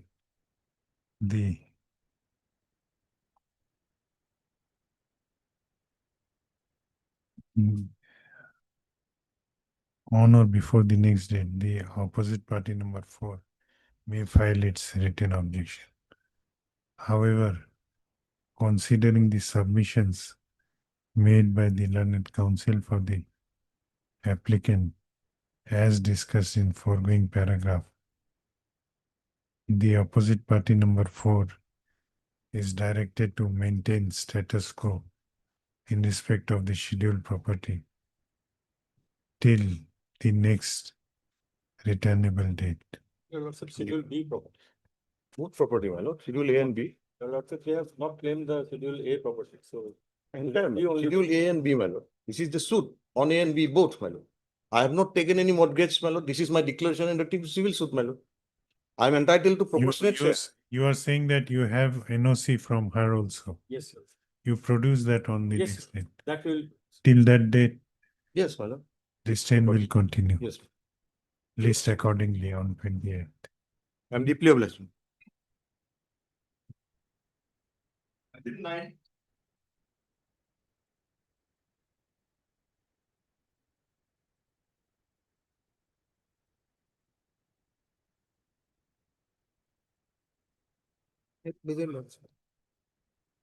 Yes. This appeal is a very limited ground. As regarding the age of the deceased. Only age. Only age. So he was a service holder PWD department. Also, in this case, government employees, they normally have a service book where the age is recorded.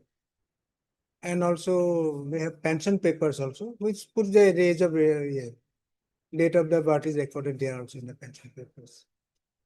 So as against that, Lordship, instead of asking for that proof, Lordship, the learned tribunal was satisfied with the PAN card. And PAN card cannot be said to be a substitute for the admit card or the service record or. And Lordship, they as per their own exhibit 6, Lordship, which is the next of kin issued by the immediately after 30 days, Lordship, it was issued by the government department. Lordship. The age of the claimant. Here the age of the deceased has been claimed as 45 years on the basis of his PAN card. Age of the claimant, the wife herself was 50 years. The eldest son was 32 years. So that leaves a gap of 50 only. years. In where? Is the wife in Exhibit 6. What is Exhibit 6? Exhibit 6 is the next of kin certificate. From that, we get to know the age of the other children. Also. The eldest son was 32 years as per that. Also. Now 32 year when? On which date? That was issued within 1 month. He died on 18th of the year. Also. He died on 18th of the previous month and 21st of the next month. That was issued. Also. I have the year. Exhibit 6 copy. No? Where is Exhibit 6, it has to be in the proved in original Exhibit 6. Where is exhibit 6? LCL.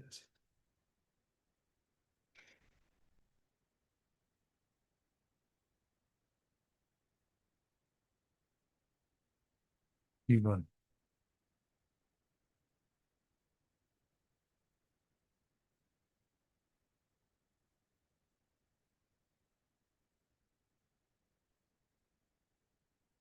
Mm-hmm.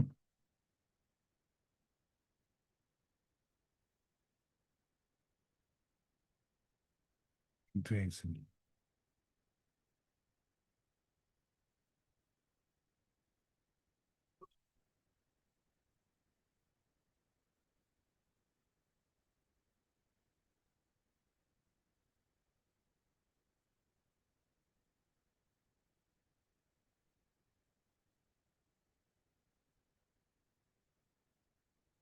When was the accident occurred?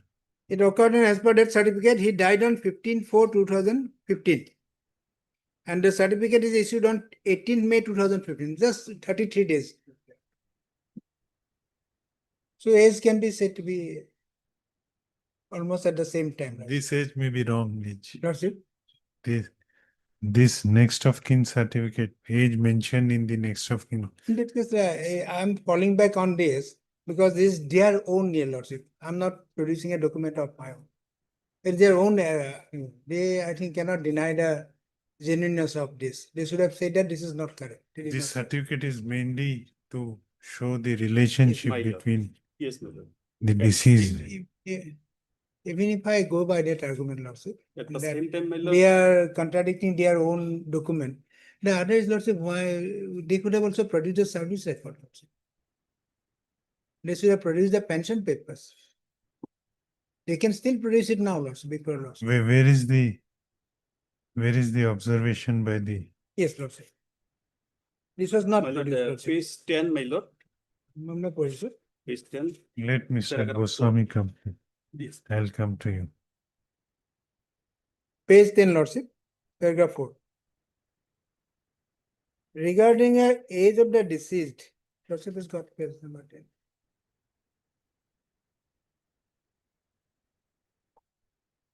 Yes. Regarding the age of the deceased, according to the claimant number 1, she has stated that the deceased was 45 years old and he was working as grade 4 in the PW department and his monthly salary was 17,808 at the time of accident. As per elector photo identity card and PAN card, Exhibit 9.1 and 9.2, his date of birth was 1/1/1970. As per postmortem report, he was 48. He was 45 years, 3 months, 14 days at the time of accident, and hence he was above 45 years at the time of accident. He can be safely placed in the group of 46 to 50 and multiplied 13 applicable to study. This is my year, Lordship. When the best evidence is available, why was it not produced, Lordship? In fact, there is a judgment of Supreme Court, Lordship. I used to rely on this particular year about producing the best evidence, Lordship.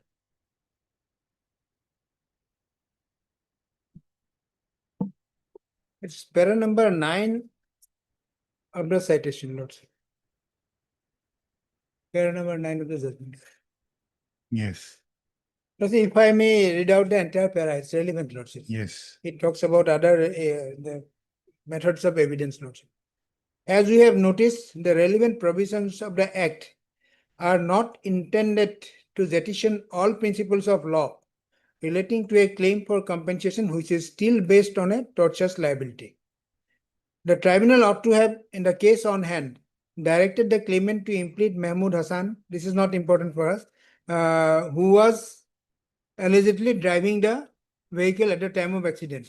Here, there is also controversy regarding whether it was Mahmood Hassan who was driving the vehicle or the deceased himself. Surely, such a question could have been decided only in the presence of Mahmood Hassan, who would have been principally liable and for any compensation that might have been decreed in the case he was driving the vehicle. Secondly, now this is the point that relates to us. Secondly, the deceased was employed in a limited company. It was necessary for the claimants to establish what was the monthly income and what was the dependency on the basis of which the compensation could be adjusted as payable. Should not any tribunal trained in law ask the claimants to produce evidence in support of the monthly salary or income earned by the deceased from his employer company? Is there anything in the Motor Vehicles Act which stands in the way of the tribunal asking for the best evidence, acceptable evidence? We think not. Here again, the position here that the Motor Vehicles Act vis-a-vis the claim for compensation arising out of the accident is a beneficial piece of legislation cannot lead a tribunal trained in law to forget all basic principles of establishing liability and Which establishing. line you are reading? Let's say Para 9. Para 9. There's a here called first point was that regarding identity of driver. Second point, Lordship. Secondly,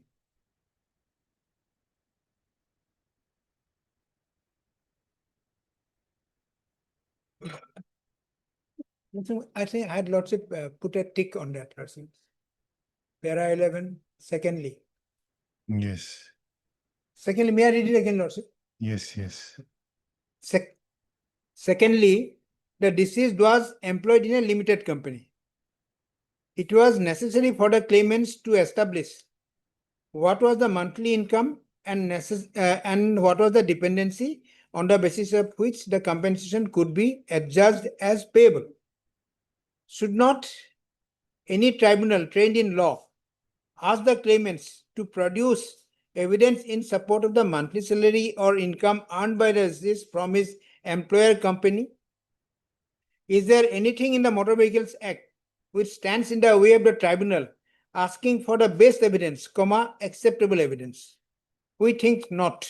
Here again, the position that the Motor Vehicles Act vis-a-vis the claim for compensation arising out of an accident is a beneficial piece of legislation cannot lead a tribunal trained in law to forget all basic principles of establishing liability and establishing the quantum of compensation payable. The tribunal in this case has chosen to merely go by the oral evidence of the widow, when without any difficulty, the claimants could have got the employer of the company to produce the relevant documents to show that income that was being derived by the deceased from the employment. Of course, in this case, the above two aspects have become relevant. Now, my point, Lordship, is here income, what is applicable to income, is also by the same document would all applicable to age of the year. This versus a tribunal trained in law can definitely ask for the best evidence. It is the only limited point, sir. Even if he is willing to produce it now, I'll accept the same, Lordship. Yes. Like in Andre's case, your Lordship decided some certificate from the Forest Department was produced, if your Lordship remembers. I'd accept it. That was accepted even at this stage. The Yes. truth should come out. My lord, at the same time, my lord, claimant produced, my lord, school certificate, wherein my lord date of birth is 1/1/1970, my lord. Okay. Where is the school That certificate? is, my lord, Exhibit 8, my lord.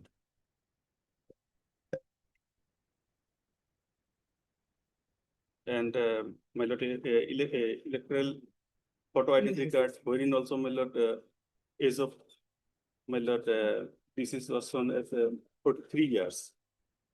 PAN card, my lord, in the PAN card, my lord, date of birth 1/1/1970, my lord. So, my lord, next of his certificate issued by the circle officer only for to prove the my lord linkage, my lord, not to prove the my lord age, my lord. So, my lord, school certificate, post-mortem report also says that my lord, the age of the deceased was my lord 48 years, and the tribunal held that the age of the deceased within 45 to 50 years. So there is no any my lord, dispute, my lord. So, my lord, without accepting this my lord evidence exhibit, my lord, only my friend insisted, my lord, in the next of kin certificate, my lord, which is not a certificate to prove the age, my lord. And therefore, my lord, the tribunal, my lord, rightly held the, my lord, No, see, exhibit is not equivalent to admit card or school living certificate. It's So, a but class, what certificate? প্রাথমিক বিদ্যালয় চতুর্থ শ্রেণীর পরীক্ষাত উন্নীত হয়েছে। This cannot take the place of admit card issued by the secondary school. he did not pass, my lord, SSLC. So where is the question of admit It is card, in my lord? class. No, this in that case, this should not be LOC. Let me complete my. No, sir, my humble summary is only this much. That when the best evidence was possible, this may not be in the service record also. I don't know if it is in the service record. It's not very difficult. He must be drawing pension. Pension papers should also happen. All I am interested in that it's that compensation is based on valid criteria. They'd still be drawing pension. Why can't the pension papers be produced here by way of an additional affidavit? My lord, No, whether you objected to this, yes, No, Lordship, when the document said their question of even if I don't object, he has to prove his Lordship. Point is, there are two things. His case must stand on his own legs. He must prove his document. That's what this judgment says. Why can he know? Why could he not give you the best evidence? he has proved some document. My Yes, lord, it It's is. the best evidence in this case, Lordship. my lord, That sir, was it. Despite being a, no, let me again go back to my listen. Despite I'd like to read this again, Lordship. This takes into cognizance the fact that it's a beneficial legislation. But still, does it make the tribunal jettison all principles of evidence? Where is the if you are the farmer, self-employed, then maybe this logic is. But he was an employee. Not even here. This is a case of private limited company. Here we are talking about a government. Then where goes the principle of preponderance of probabilities? That is regarding accidents, etc. That's regarding race and negligence. When they say, well, this is the vehicle that had passed this road, this must be the one which has left the dead body here. That's preponderance of probability. And But ascertainment of not in such cases where there are documents available also. In this is the case. I'd not like to mix up these two issues. Preponderance of probability will apply only when the concept of rash and negligence, proof of rash and negligence is brought in. Not in other factors. why? In other factors, what would be? Will probably not say anything beyond this, Lordship. No. There are two issues, Lordship. Answer my One is answer any my income query. has to be proved. Answer my query. What would be the standard of proof in regard to ascertainment of age? What about the base documents? If he was, as I'm saying, if he was a thelawala, I would not have insisted on this. So If he was a ba- farmer, I would have probably argued in a base different manner. base document available with him, with the claimants have been produced. Have you raised the Documents he has in his hand has not produced just to suppress the age so that he gets the benefit of a higher multiplier, benefit of a higher percentage of escalation by way of that future prospect. Everything, Lordship. salary certificate also, my lord, exhibited as exhibit 5, my lord. okay? Salary certificate is Lordship. I have not disputed the salary certificate because that is the best evidence he has given. Maybe I don't know whether the employer had come, but at least we have a document of the employer. But what the same document could have been used for establishing the age also. When is available, Lordship? His pension paper is still available with them. Why not now? We have accepted such documents in the past, even in this court. I have in my cases, Lordship, I have accepted those cases. Produce the best evidence, Junior Rose Karpan, Lordship had decided. I still remember. Anything else? My lord, service, my lord, salary statement also, my lord, approved by the Yes, competent authority. no objection So to why that. the question of my lord, my learned friend, my lord, submitted, my lord, I have not regarding my objected lord, to that. evidence, my lord, whether salary is not proved of, my lord, all these things, my lord. Age proof is already, my lord, proved by different, my lord, school certificates, PAN card, voter ID cards, all these, my lord, they are If denying all these, my income lord, could on be the- approved by a government rest of document, the why not certificates age? insisted, my lord. Why not age, And Lordship? why next of kin is not a proof certificate? It should Mr. be- R. New Goswami, document. That was the document of the claimant, Lordship. the learned They have not counsel. contradicted this in the A, that this was a false document. Heard Mr. R. Goswami, My lord, the in learned in respect of interest, my lord, although my lord, claimant. They have not filed any cross appeal, my objection. lord, but my lord, honorable court has the ample power to enhance the interest part, my lord. To that effect, my lord, honorable high court, our honorable high court also, my lord, has a decision, my lord. No, sir. We'll see. How much interest was? No cross-examination, Only uh, 7% objection has been filed, Now, Lordship. my lord, it may be enhanced up to 9%. On what basis? My lord, since it is pending, my lord, since long. my No, lord, why it should be increased? There must be some reason. 7% is less, What is, what is appropriate? my lord. What would be the appropriate? Appropriate. On as what per- basis you are saying that as per- 7% is As per less? decision of the Honorable Supreme Court, my lord, it will justify by enhancing interest 9%, my lord. And to the effect, my lord, I have. Heard. Mr. R. Goswami, the learned counsel for the appellant. Also heard Mr. S. Hussain, A Hussein, my lord. I A. have A Hussein Mr. A. Hussain, for claiming 1 and appearing for respondent number 1 and 2 / claimant, as well as Mr. M. Khan, appearing for respondent number 3 and 4. You have any submission? 3 and 4. This appeal under section 173 of Motor Vehicles Act 1988 has been filed by the appellant insurance company, impugning the judgment and award dated 13/6/2018, passed in MEC case number 1054/2015 by the Motor Accident Claims Tribunal number 1, Kamru, whereby the appellant insurance company was directed to pay a compensation amount of rupees 24,49,500 along with an interest at the rate of 7% per annum.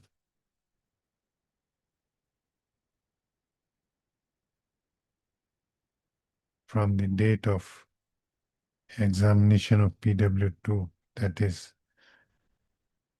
from 21/2/2017 till the payment, till the payment stop. Next para. Both of you may take seats. The facts relevant for adjudication of this appeal, in brief, are that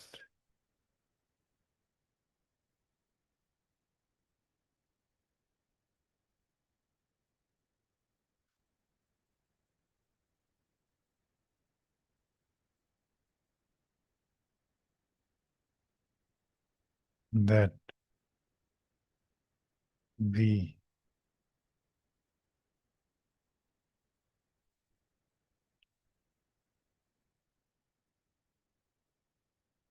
husband / son of the present claimant, namely Anu Ullah Sheikh, husband of father, my lord. husband / father or son? Father, my lord. Father of claimant number 2, my lord. Okay. / father of claimant, father of the present claimants.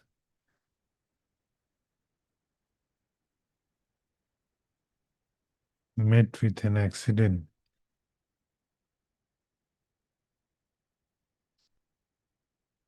on 15/4/2015 at about 9:30 a.m.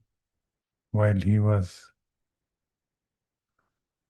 proceeding towards Lakhimpur on his motorcycle. Stop.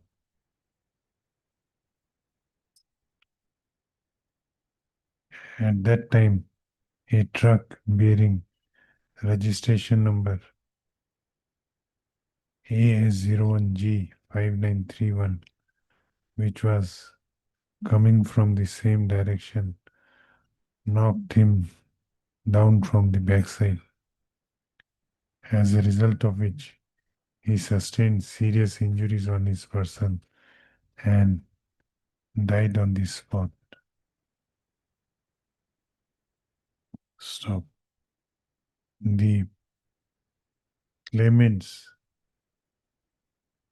who are the widow and son of the deceased, approached the Motor Accident Claims Tribunal number 1, Kamrup, by filing an application under section 166 of the Motor Vehicles Act, seeking compensation, claiming compensation for death of late Anu Ullah Sheikh in motor vehicle accident. The said claim case was registered as MSC case number 1054/2015. Stop.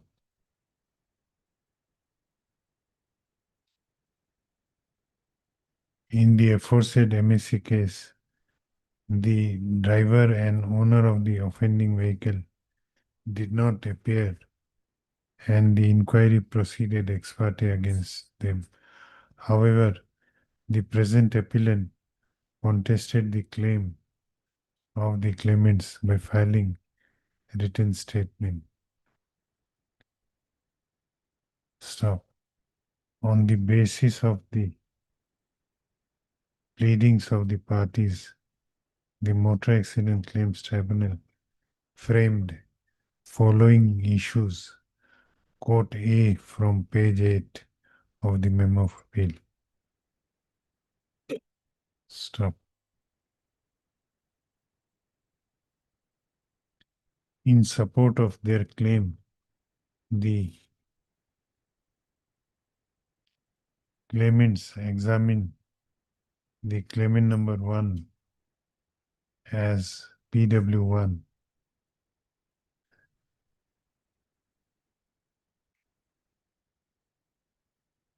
as well as one another witness. Stop. As PW2, and exhibited certain documents. Stop.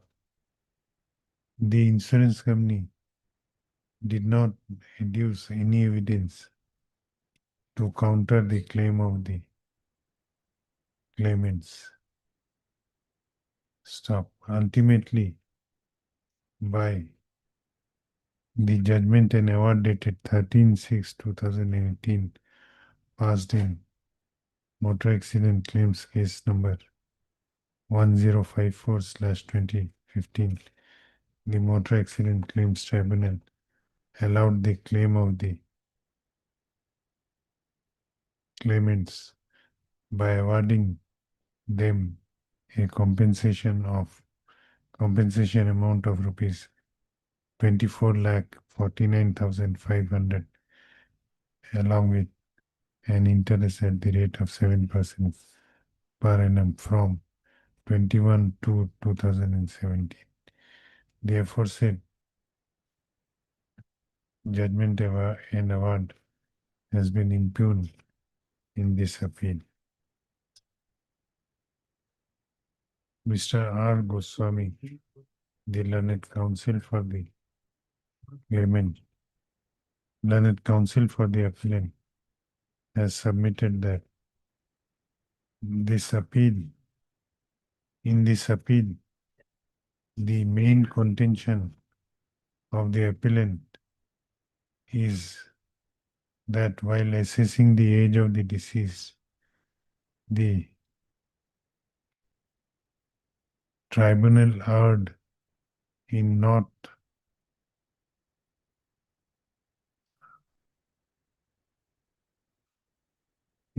relying on, in not asking the claimant to produce the best evidence regarding the age of the deceased, and rather accepting the age which is mentioned in the PAN card as well as the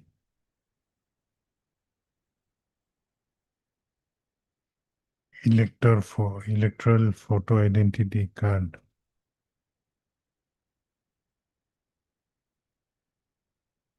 Wherein the date of birth of the deceased was mentioned as 1/1/1970. He submits that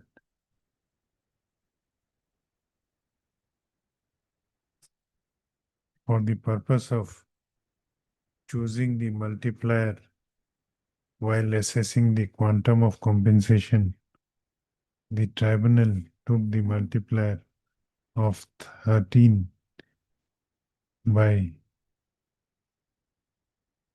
taking the age of the deceased within the age group of 46 to 50 years on the basis of age mentioned in the electoral photo identity card and PAN card, which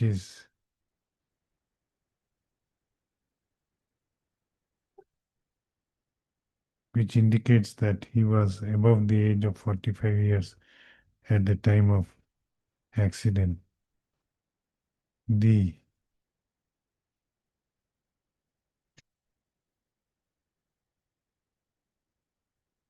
learned counsel for the appellant has submitted that the age of the deceased ascertained by the tribunal appears to be incorrect when taken in contrast with the age of the present claimants as mentioned in Exhibit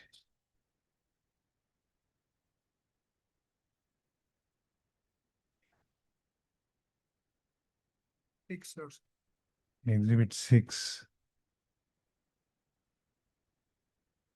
which is the next of kin certificate, which was issued after 3 months. After how many days? 33 days, Lucy. After 1 month. After 33 days of the date of death of the husband of the claimant number 1. Stop. He submits that though the age of the deceased was taken to be above 45 years, however, the age of his wife, that is claimant number 1, is stated to be 50 years, and age of claimant number 2 is stated to be 32 years. no 32. Claimant number 2 is Nasidul. Eldest son, I'm saying, eldest son is.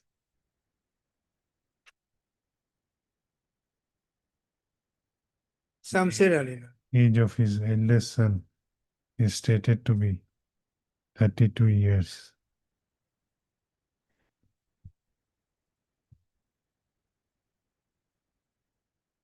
which is not believable.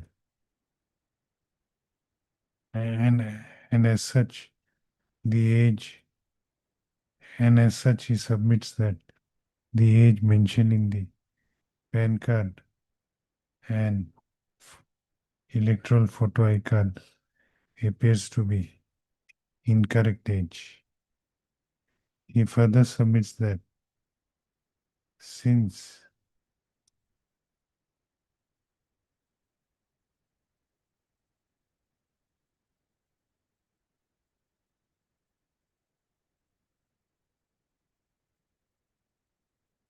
what he was doing, where Department. since continue. The learned counsel for the appellant further submits that since the I'll continue it in chamber, reserving the judgment. Or I'll dispose it off in today itself in chamber. And also perhaps some other reasons. I may not be able to be present. Okay, I'm reserving the judgment.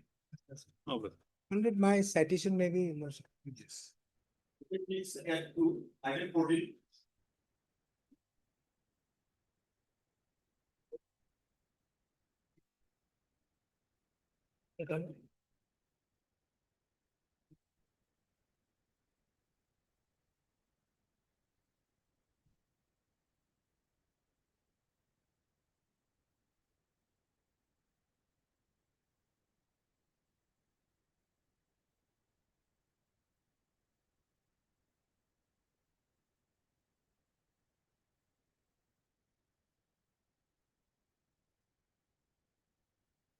Yes.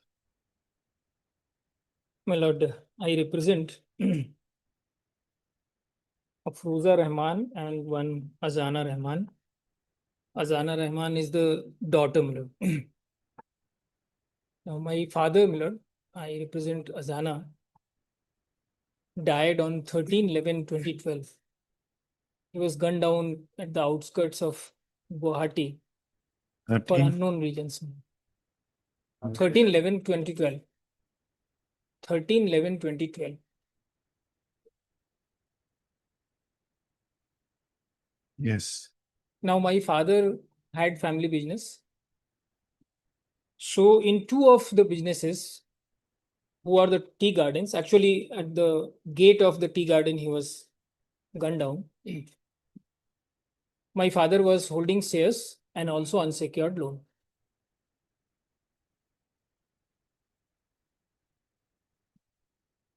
Yes.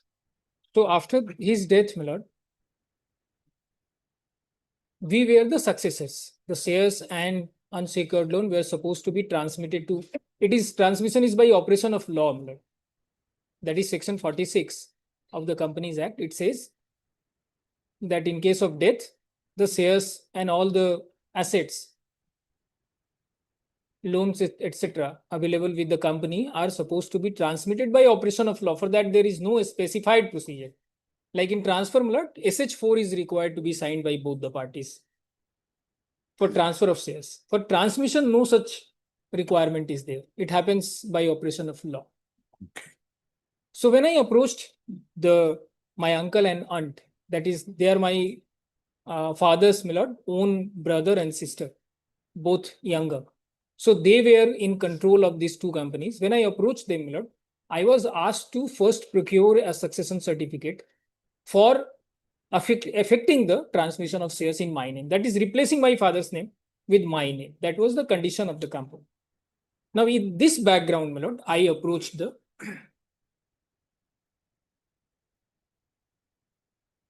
Court. Learned District Court. So, your lordship may straight away come to page 50. It's a small petition, my lord. 50. Page number 50.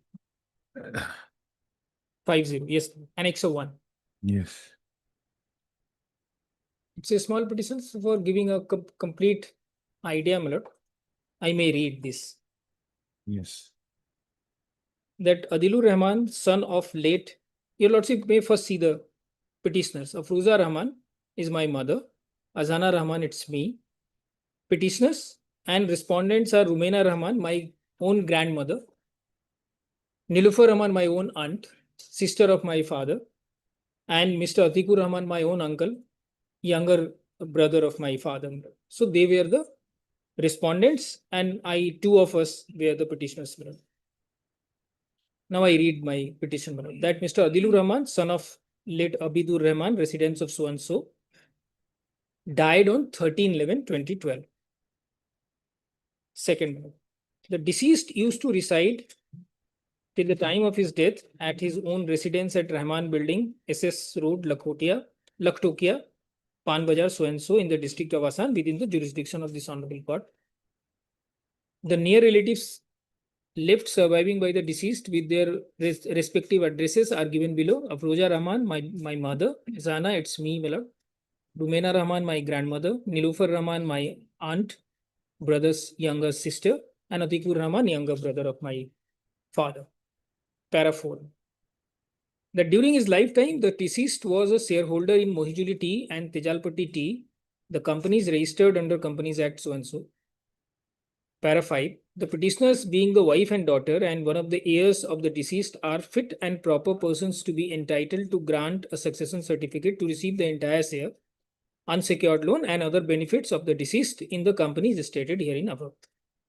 That there is no impediment under Section 370 or any other provision of Succession Act to grant the certificate to the petitioners. That the deceased did not make any will during his lifetime, and there is no any proceeding for grant of letter of administration or probate of any will in respect of the said shares. That the debts and security in respect of which the succession certificate is applied for is mentioned in schedule herein below. Now, let's schedule. My father was in the first name and address of the company, Mohijuli Tea. Your lordship may come at 3. He was holding 3,100 shares. Value of the shares 100 rupees per share. Total value 3,10,000. Unsecured loan was 46,50,000. Below Tejalpatti. In this, he was holding 9,000 shares of 100 rupees 100 each. Total value of shares was 9 lakh. And below again unsecured loan of 74,50,000. This is the petition. No any detail. Now your lordship may come to their written arguments. Sorry, written objection. Not objection, affidavit. Page 56, Annex 2. And I am reading from the first para. That the application for grant of succession certificate as herein referred to as so and so is not maintainable both in law as well as the fact, and as such the same is liable to be rejected. Petitioners have suppressed the material fact and such succession may not be granted, and the said application is liable to be rejected. In the first para, they said for some reason it is not maintainable. Reason is not given why. Then there is another allegation of suppression of fact. Which facts were suppressed? Not stated, that the petitioners have not mentioned the entire property in the application or for which the said application is liable to be rejected. That save or otherwise the statement made in the said application are not specifically admitted herein by the opposite parties. All such statements made in said application shall deemed to have been denied, and the petitioners have to put strictest proof thereof. The statements made in para 1, 2, 3 of the said application are correct, and the same are admitted by the opposite parties. This is the most important, 1, 2, 3. If your lordship may come back to page 50. Page 50. So he admits that I am the daughter of his brother Adilur Rahman, that is para number 1.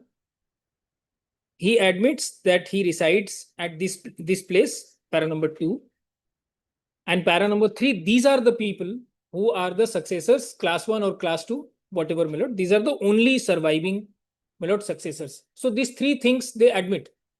So they admit, that I am the daughter of my father, late father, and my late father is the brother. So 1, 2, 3 is admitted. Now come to para 6, page 57. that the statements made in para 4 of the said application are not correct and as such the same are denied by the opposite party. In reply to the said statements, the opposite parties say as follows.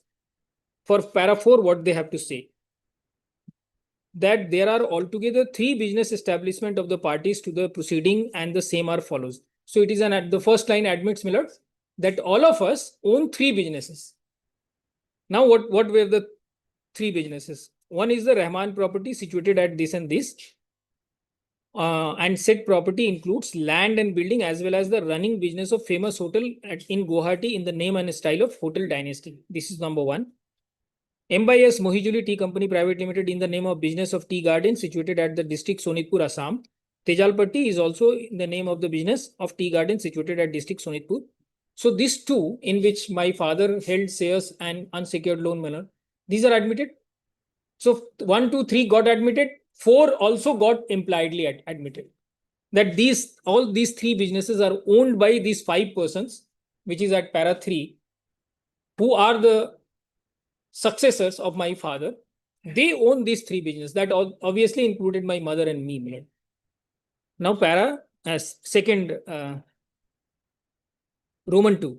That the aforesaid mentioned business establishment are joint properties of the parties. This is also an admitted position, my lord. So all 5, my lord, own these properties jointly to the proceeding, and as such, each and every members of the family, other than the petitioner number 2, are the equal owners. Petitioner number 2 is my mother, my lord. So because my mother came from some other house, so they claim that my petitioner number 2 is out, but other 4. Oh, sorry. Petitioner number 2 is me, my lord. I stand corrected. Members of the family other than petitioner number 2 are the equal owners in the properties. The petitioner number 2 being the daughter of the petitioner number 1 shall entitled to have share in the property through petitioner number 1 only. That means I was clubbed with my mother. But yes, my mother has a claim on all these 3 properties. The opposite party number 1 is the mother, opposite party number 2 is the sister, and opposite party number 3 is the brother of the deceased later. This is also admitted position. It is there, my lord, affidavit. That although the aforesaid joint businesses have been running in different names and style of the companies and the family members have been allotted shares in the business, but the fact remains that parties to the proceeding other than the petition number 2 are the joint and equal owners and the shareholders as shown in the business only for the purpose of putting to income tax. This is also admitted, but maybe only for the purpose of income tax, these businesses have been sold as a joint property of these 5 persons of the same family. 4. In view of the situation as stated above, none of the parties be entitled to claim any right in respect of the equity shares in any business, and none can be entitled to claim succession in respect of such numbers of shares shown in the name of the family members, and in view of the said circumstances, the succession certificate may not be granted unless determination of the actual right of each of the parties to the proceeding other than the petition number 2. Now this is contentious. My lord, they say on one hand that for the income tax purpose, all 5 are the joint property holders of all the 3 companies. Then next they say only because it was only for the income tax purposes, so they cannot claim respective shares and what is that? Unsecured loan. And therefore succession certificate may not be granted unless the determination of the equal actual right of each of the parties in the proceeding, my lord.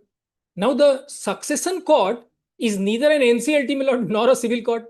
Succession court is only supposed to see who are the successors, and succession court is supposed to issue succession certificate. On the basis of that, no more inquiry is required.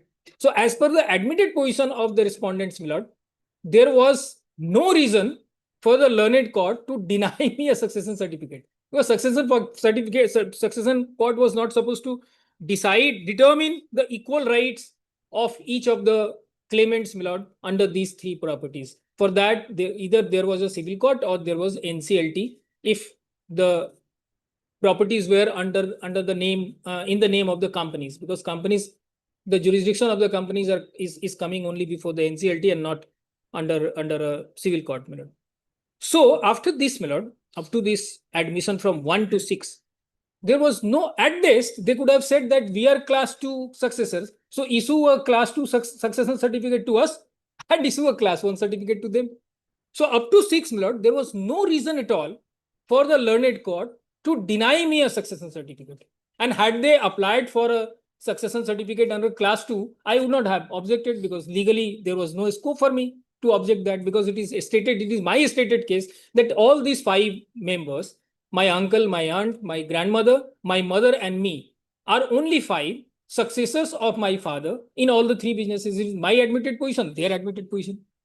Now, para 7, my lord, that the statements made in para 6 and 7 of the said application are not correct, and as such the same are denied by the opposite parties. The opposite parties say that it is true that the petitioners being wife and daughter of deceased, it is true, my lord, your lordship may take note of it, is true that the petitioners being the wife and daughter of deceased Adilur Rahman have right in the joint business establishment as aforesaid.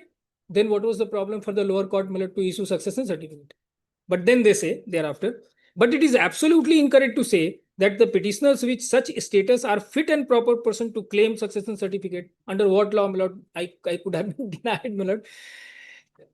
In respect of the shares and unsecured loan and other benefit of the deceased in the company. In reply to the said statements, the opposite party says that company herein mentioned as well as the Rahman properties are the joint business of the parties to the proceeding, and as such the question of grant of succession certificate does not arise. So on one hand, they admit that it is the joint property. On the other hand, say that because it is the joint property, I am not entitled for a succession certificate. Two contradictory things in the same sentence.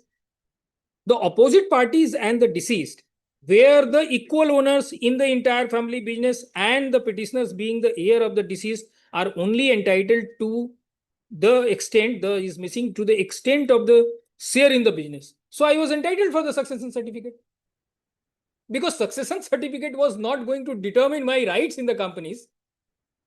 It was only supposed to be an acknowledgement, my lord, of me being a successor of my father. So you are saying that we are joint family, we are holding the jointly holding all the properties. So I was entitled for the succession certificate. Further, the opposite parties say that the right of the petitioners in the business is required to be adjudicated in the civil court. Now, this has nothing to do with the succession court, my lord.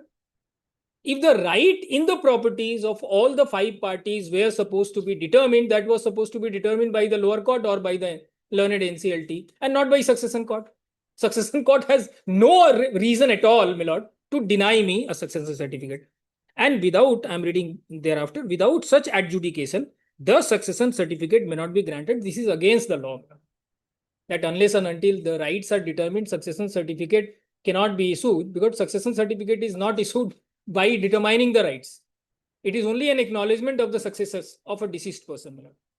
As such, it is absolutely incorrect to say that there is no impediment under the Succession Act to grant succession certificate. Para 8, minute.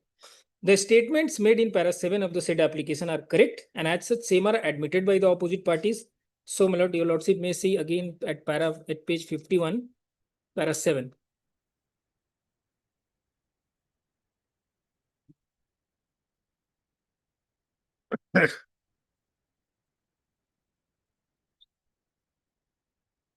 Para 7, that the deceased did not make any will during the his lifetime, and there is no any proceeding for grant of letters of administration or probate of any will in respect of the said shares. So the only option was, my lord, the Companies Act 46, which says that after the death of the person, the shares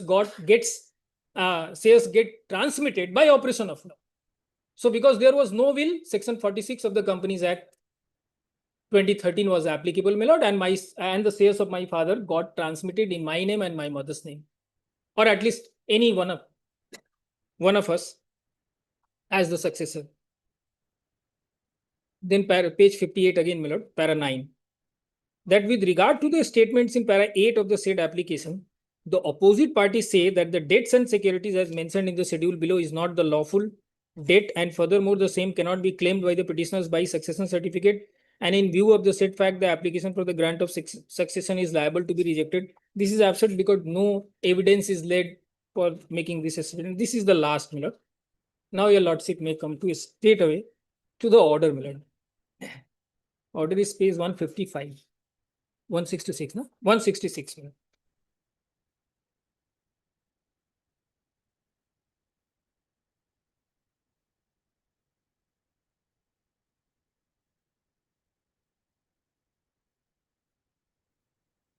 166 minute.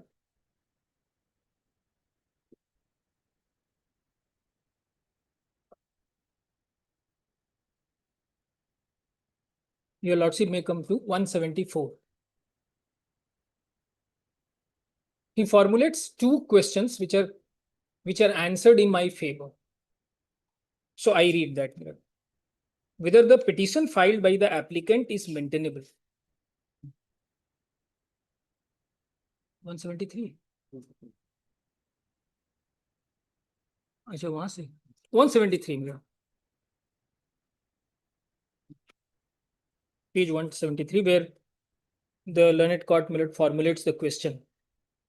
Para 5. After hearing both the sides, learned advocates, and on perusal of petition and written objection, my learned predecessor in court framed the issues as follows. Whether the petition filed by the applicant is maintainable. Second, whether in addition to the properties described in schedule of the petition under section 272 of the Indian Succession Act, the petitioner is bound to add other parties as stated in the other properties. I beg your pardon here. Other properties as stated in the written objection filed by opposite parties. Third, 174 page. Whether the petitioners are entitled to a succession certificate as prayed. And finally, to what other relief or reliefs the parties hereto are entitled to. Now I come to my lord, para 8. When the issue number 1 is answered in my favor, whether the petition filed by the applicant is maintainable. The court's ruling is, my lord, the petitioners have filed this instant petition seeking succession certificate in respect of the shares and unsecured loan of late Adilur Rahman. Petition number 1 and 2 are the wife and daughter respectively of late Adilur Rahman. The prayer, the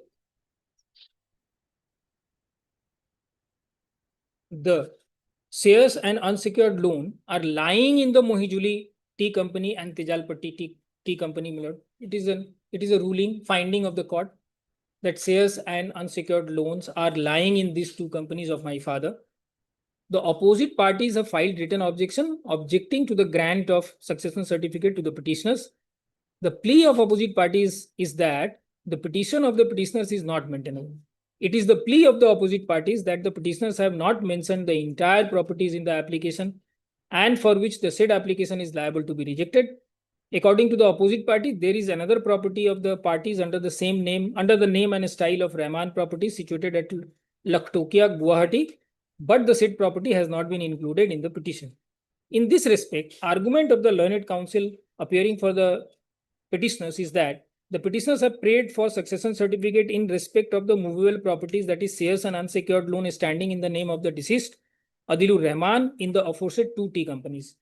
Since succession certificate relates to movable properties only, and the petitioners have sought the succession certificate in respect of shares and unsecured loan of the deceased Adilur Rahman lying in the 2 aforesaid companies, I find no ground as to why prayer will not be maintainable. Therefore, this issue is decided in favor of the petitioners, holding that the petition filed by the petitioner is maintainable. So this first is ruled in my favor, my lord. And one important thing, the third property, which is Rahman properties, which is supposed to be divided as per their claim, my lord, is not a movable property. So for succession certificate, what I applied for, my lord, they are all movable property, shares and unsecured loan, not movable property. Whereas the third company, that is Rahman Properties, it has only immovable property. It's a hotel. There are no immovable properties. Immovable properties are used regularly on a daily basis.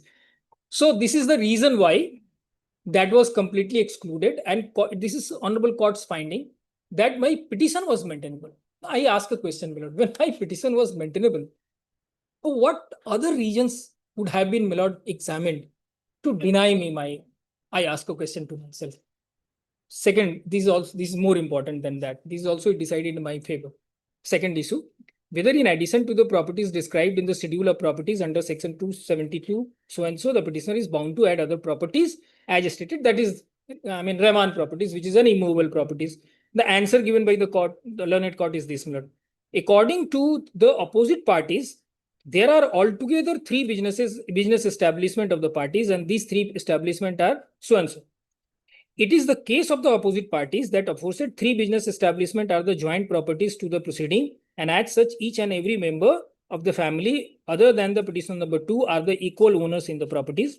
According to the opposite parties, the petitioner number 2 being the daughter of the petitioner number 1 shall be entitled to have shares in the property through the petitioner number 1 only. Since the parties have equal shares in respect of all the three business establishment, the two T companies cannot be considered separately without there being Rahman properties included in the case as claimed by the opposite parties.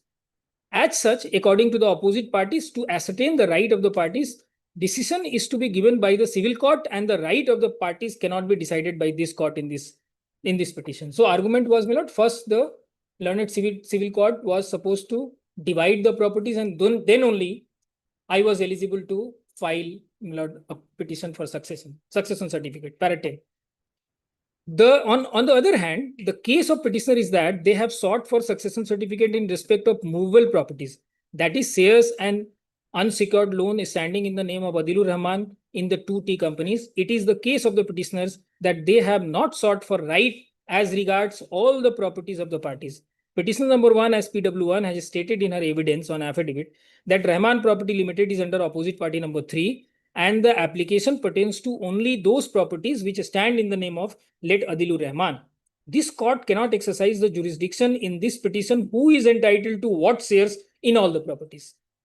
The petitioners have sought for the succession certificate only in respect of this is important, your lordship may take note, ascertained shares, finding of the court, and unsecured loan. So both are ascertained shares, and it is the finding of the court. Ascertained shares and ascertained unsecured loan lying in the aforesaid 2T companies in the name of Adilur Rahman. In view of that, it does not appear that petitioners are bound to add other properties in addition to the properties described in the schedule of the parties petitions. So these two, my lord, main questions of law are decided completely in my favor. Now, was there any other inquiry? I ask a question to myself, but the learned court proceeded into a different terrain altogether, and that is issue number 3 and 4, page 178, and I read the question again, my lord. It is, we have already heard that whether the petitioners are entitled to succession certificate as prayed for, and to what other reliefs or reliefs the parties hereto are entitled. All these two issues relate to the reliefs as prayed for. In this case, both the issues have been taken together for discussion for the sake of convenience. The petitioner number 1, Afroza Rahman, the petitioner number 1 has stated in her evidence on affidavit that C is the petitioner number 1 in the instant petition, and C has been duly authorized by the petitioner number 2, is her daughter, to file this evidence on affidavit. C has stated that Adilur Rahman died on so and so.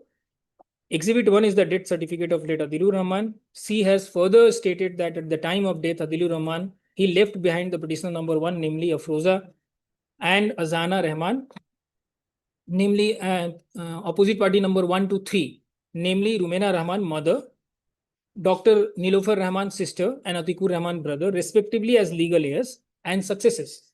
C has further stated that during his lifetime, the deceased was a shareholder of the Mohijuli Tea Company Limited and Tijalpati Tea Company Limited. The company is registered under Companies Act 1956, having its registered office at Rahman Building so-and-so in the district of Kamrup, Assam, and unsecured loan in the companies. PW1 in her evidence on affidavit has stated that in the written objection, the opposite parties have made a statement that they have not mentioned their entire property in the application, and subsequently in para 6 of the said objection, another property, namely Rahman Properties Limited, has also been mentioned, stating that there are altogether 3 business establishment of the parties, and C says that such a statement is not only incorrect but also misleading in view of the following. If all the businesses, page 180 minute, establishments are to be mentioned, Dynasty Walford Limited cannot be left out. This is also, my lord, only having the immovable property under control of my uncle. It may be mentioned that the aforesaid Dynasty Walford Limited is under the opposite party number 3. 2. The present application is pertaining to only those properties of which still stands in the name of the deceased.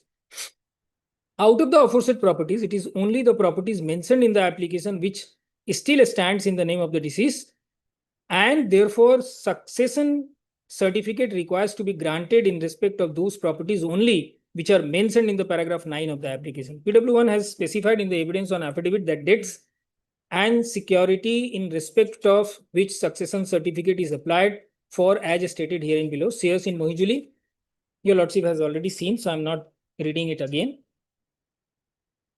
Now your lordship may come to page 182. Para 12. In the additional evidence on affidavit submitted by PW1, she has stated that after the death of her husband Adilur Rahman, a meeting was held on 18/2/2013 in presence of Mrs. Rumaina Rahman, the managing director of the Mohijuli Company Private Limited and Tejalpatti Tea Private Limited, my grandmother, in presence of one Nijamuddin Sheikh, the legal consultant of the company, and one Sanat Roy, the manager, finance and accounts of the companies, in respect of transfer of shares and unsecured loan of the late Adilur Rahman in the name of herself and her daughter. She has further stated that in the said meeting, minutes were prepared and it was signed by Mrs. Rumaina Rahman, the managing director of the companies, and said Nijamuddin Sheikh and Sanat Roy. This witness has further stated that copy of minutes was handed over to the petitioner by the managing director of the company and filing the evidence on affidavit in this case. As such, she, via petition number 148/2018, has prayed before the court to direct the opposite parties, that is managing director of both the companies, to produce the share certificate as well as the minutes of meeting dated 18/2/2013 and other documents. Exhibit 2 is the copy of the minutes of the meeting dated so and so. Exhibit 2 is the signature of Rumaina Rahman and managing director of the managing director of the company, namely Mohijuli and Tejalpatti. Next page, Miller. Exhibit 2 is the signature of Nijamuddin Sheikh, the legal consultant of the company. Exhibit 3 is the signature of Sanat Roy, manager, finance and accounts of the company. In her cross-examination, PW1 has stated inter alia that the name of her father-in-law was Abidur Rahman, who died before her marriage. She has stated further that her father-in-law purchased Rahman Property Mohijuli Tea Company at Tejalpatti Company. Later on, she says that Rahman Property was the paternal property of her father-in-law. In her cross-examination, PW1 has stated further that in her evidence in affidavit, in para 4, the number of legal heirs are mentioned as in the same 5 names are mentioned. She has further stated that again in para number 6 of the said evidence in affidavit, she has stated that she and her daughter are one of the heirs of the deceased person, Adilur Rahman. This witness has further stated that it is a fact that Rumaina Rahman, that is her mother-in-law, expired in the year 2020, but she has not substituted the name of the late Rumaina till date. This witness has further stated that their family members are the followers of Muslim religion. She has further stated that prior to his death, her husband, namely Adilur Rahman, had only 3 properties: Tejalpatti, Mohijuli, and Rahman properties. She has further stated that it is a fact that in this succession case, she has only mentioned 2 numbers of properties, Mohijuli and Tejalpatti. PW1 has further stated that it is a fact that her husband, during his lifetime, had visited London, but she denied the suggestion that her husband has property at Haslemere, Southwest Surrey near London.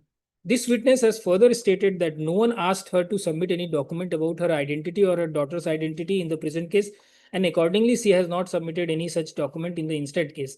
In her cross-examinations, she has stated that pursuant to the properties mentioned in para 9 of her evidence in affidavit, she has submitted only minutes of meeting annexed with her additional evidence on affidavit dated 18/2/2013.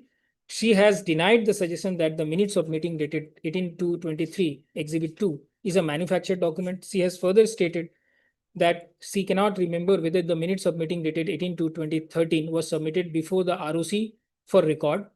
This witness has further stated that this minutes of meeting was signed by a single director, Mrs. Rumaina Rahman. She has received this minutes of meeting in the year 2013 from her mother-in-law. She has further stated she has filed this document at the time of filing the case of succession before the court. PW1 has further stated that she does not know or she cannot remember whether or when this document was submitted pursuant to the order dated 12/11/2018 passed by this court. This witness has further stated that she does not know about the fact whether the issuing authority's signature contained in the death certificate dated so and so was exhibited or not. C has denied the suggestion that C has filed this petition without following the due process of law. C has also denied the suggestion that C has suppressed the details of the properties of late Adilur Rahman in this instant case. C has also denied the suggestion that her claim is a bogus claim and she has not submitted the document in respect of her status as legal heir of late Adilur Rahman. She has also denied the suggestion that her claim is liable to be dismissed. So my part is complete, my lord. Now, during the course of hearing, my lord, the respondents, my lord, raise certain legal and certain factual situations which are contained in para 13. And my lord, petition got dismissed because of this para 13. And so this is required to be, my lord, examined both factually as well as, my lord, legally. The first thing, during argument, learned counsel appearing for the opposite parties has submitted that every share in the company bears a distinctive number, and share held in a company is identifiable by a distinctive number, which is required to be specified in a succession certificate. Referring to Section 377 of Indian Succession Act, the learned counsel for opposite party has submitted that the form of certificate must be in Schedule 8 and without furnishing such distinctive number as against the shares, no succession certificate can be granted. So this can be, this can be examined by reading only 377. I'll read later when I finish the order part. Further submission of the learned counsel for the opposite party is that petitioners have not indicated in this case as to the nature of share in respect of which succession certificate sought for. There are only two shares in the companies, my lord, as per Companies Act, preference shares and my lord, equity shares. And so far we have read, my lord, there is no mention of any preference share, only one share. It has been further submitted by the opposite party that petitioners have also not substantiated in this instant case by producing any documents or materials in support of holding share in the two companies and unsecured loan in respect of which the certificate is sought for. Whereas everything got admitted by the parties, both parties, by filing their affidavits. Now this is taking a different turn, that we have not produced any evidence. Learned counsel for the opposite party has submitted further that no share certificate has also been produced in this proceeding by the petitioners and document exhibited at Exhibit 2 by the petitioners without any foundation about the minutes of meeting, and the said document has been introduced without mentioning about the same in the pleadings. Accordingly, to the learned counsel for opposite parties, if the shares were transferred in by virtue of Exhibit 2, then the same cease to be assets of the deceased, and as such, succession certificate cannot be granted. Learned counsel further submitted that the petitioners have failed to establish their right in respect of the debt and securities, and therefore the petition filed the petitioners seeking succession certificate is liable to be dismissed. What is Exhibit 2? Exhibit 2. Exhibit 2 is 1813. Huh? Some memorandum of understanding, minutes of Minutes of meeting. 1812. 1812. What was decided in that meeting? It was a board meeting attended by my. What was the decision? Decision was to bring a succession certificate, enabling yourself to be replaced by your father's, to be replaced in place of your father. So my name was supposed to be replaced and recorded in the register of members, that is the shareholders register, only if I produced succession certificate. That was the only thing in the meeting, nothing else. So I was directed by the managing director of the company to bring a succession certificate from the competent court. Now, one important thing my learned friend has argued. He says, line number 3, 188, by the petitioners without any foundation about the minutes of meeting, and the said documents has been introduced without mentioning about the same in the pleadings. So he says that there was no mention of that particular document in my pleading, so it could not have been accepted, my lord.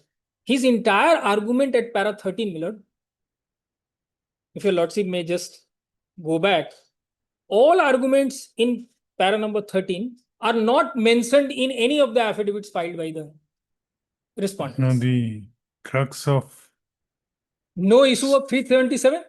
no issue of No, the, this particular thing, no issue of distinctive number, all these things are not present in their affidavit. So if I fail to mention this, my lord, 18-2 document, which is a copy of the board resolution, because copy I could only get a Xerox copy and not the. there, the observation of the court is you fail to identify the shares. Yeah, which next, he- para number 14. Para number 14. On the other hand, learned counsel for the petitioners had submitted that petitioner as may go to straight away to the findings, my lord, rather than my. Yes. Para 16. Para 14. Why should I read this?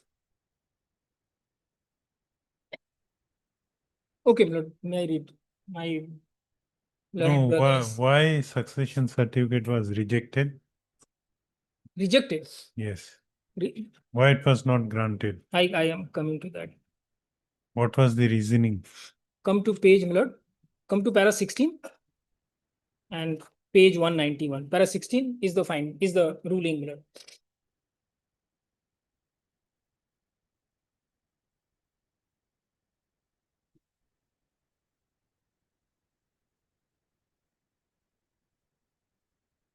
So now your lordship may take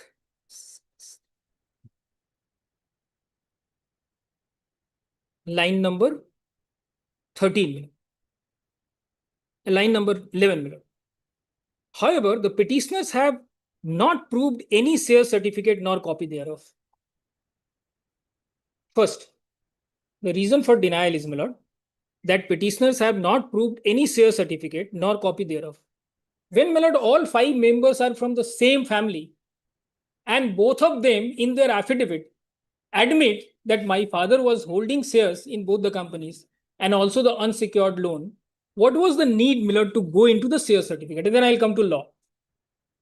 What was the need for the learned court, my lord, to seek copy of the share certificate? Obviously, I didn't have the share certificates. That's why I didn't file it. Share certificates were with the company, with the registered office, because the registered office was at one place where all 3 companies were showing the registered office in one room. All papers were, because they are all brothers and sisters, so all papers were there. When I, my lord, after the death, when I was asked to bring a succession certificate, I did not have the details of the companies. No. Now, what is the law on share certificate? No. Your lordship may see section Just a minute. 46. Where is that observation? Page number, line number 11, my lord, page number 191. Para 16. 16 starts in page 190, my lord.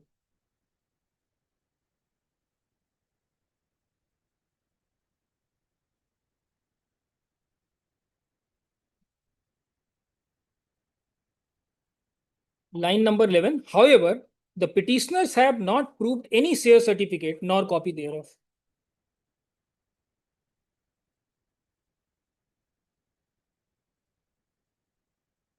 Now, what is the law on share certificates? May I read page section 46 of the Companies Act? You have the Companies Act?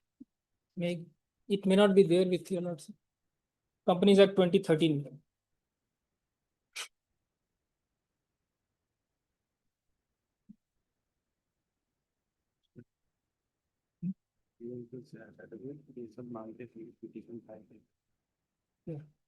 Yes. Yeah, I know that. वो एक है, उसमें order है. May I read, my lord? Yes. So section 46, your lordship, may come to subsection 2. A duplicate certificate of shares may be issued if such certificate is proved to have been lost or destroyed, has been defaced, mutilated or torn, and is surrendered to the company.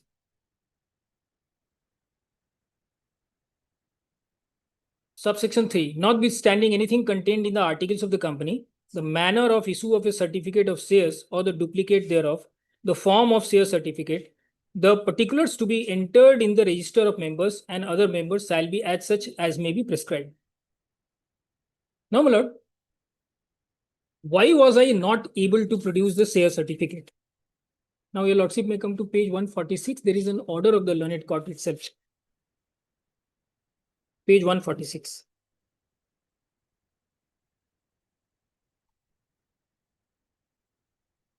Now, the rule is, my lord, when the shares got transmitted to my name, my lord, so the company is bound to issue me a new share certificates because the old share certificates were standing in the name of my father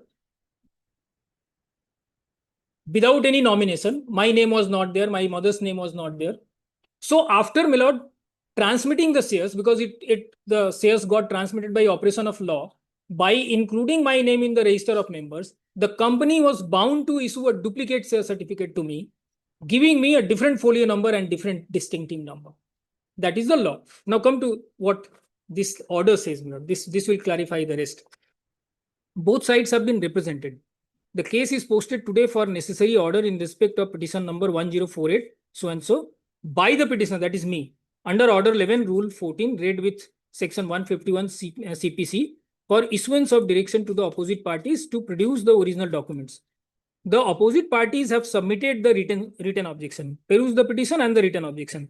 The petitioners have stated that opposite parties have already admitted the existence of shares of late Adilur Rahman as well as unsecured loan MYS Mohijuli and Tijalpatti. So the documents relating to said shares and unsecured loan are in custody of the opposite parties.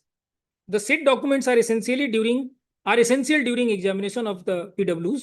On the other hand, the opposite parties have objected the prayer by stating that there is no any share of late Adilur Rahman as well as unsecured loan in MYS so and so, and the opposite parties are not the custodian of the documents relating to the shares and unsecured loan. I first pause here, my lord. Now, in their affidavit, they have admitted that there are shares and, my lord, unsecured loan. The properties are owned by all 5 members of the same family. Here they say that Adilur Rahman, there was no any share of late Adilur Rahman, contradicting their own, my lord, affidavit filed earlier, as well as unsecured loan. Then they are saying, and the opposite parties are not the custodian of documents relating to the share and unsecured loan. Upon perusal of petition and written objection, and upon hearing the submission of the learned counsels, it is found that as the opposite parties have denied the existence of such documents in their custody, so there is no any ground to direct the opposite party to produce the documents in the case. Next line is important, most important, my lord, for this case.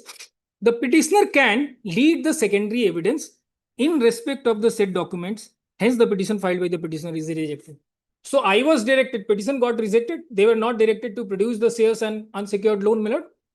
But the petitioner can lead the secondary evidence. This is the ruling of the court, my lord. Now come to 191 again, my lord. The order impugned.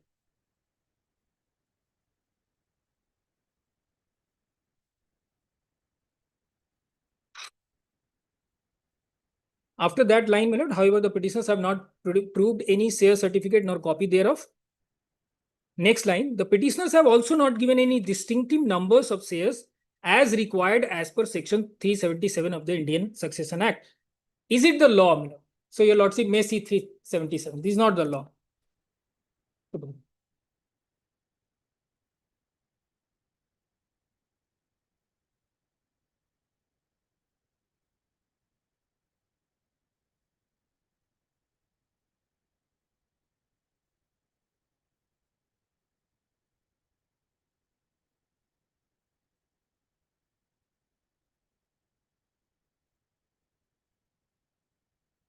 Lordship got it? Yes. Now this is the headings. Kindly see the heading. This is very important. Forms of certificate and extended certificate. My lord, these two are granted by the Honorable Court. It has nothing to do with me. These form certificate and extended certificates are granted as successor certificate by the court. Now what does it say? Certificate shall be granted and extension of certificate shall be made as nearly as circumstances admit in the form set forth in Schedule 8. So what is Schedule 8? Your lordship may take Schedule 8.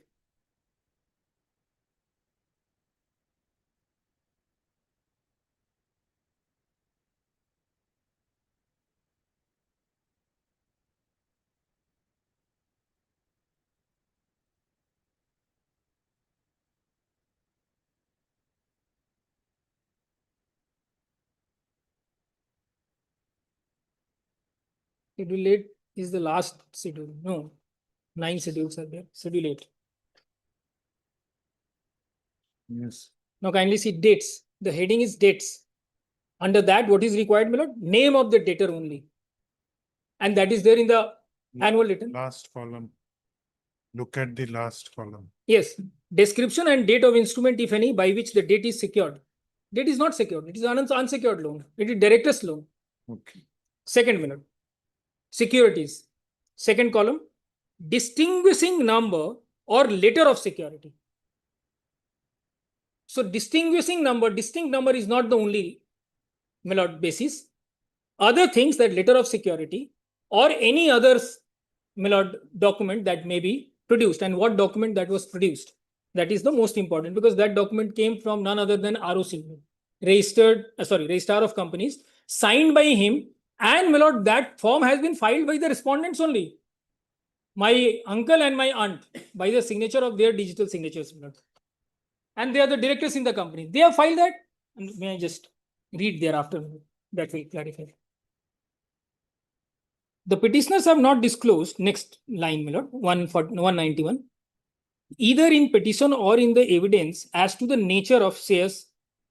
The petitioners have also not submitted any documents regarding existence of unsecured loan in respect of which succession certificate has been sought for, without distinctive and identifiable numbers or certificate of shares. This is the finding of the court, which is contradictory to 377. The court cannot pass a blanket order for issuing succession certificate.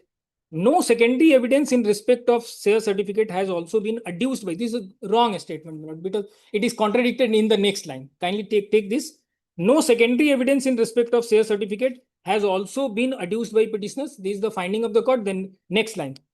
At the stage of argument, the petitioner's side has submitted copies of Form 20B issued by Registrar of Companies. Kindly see.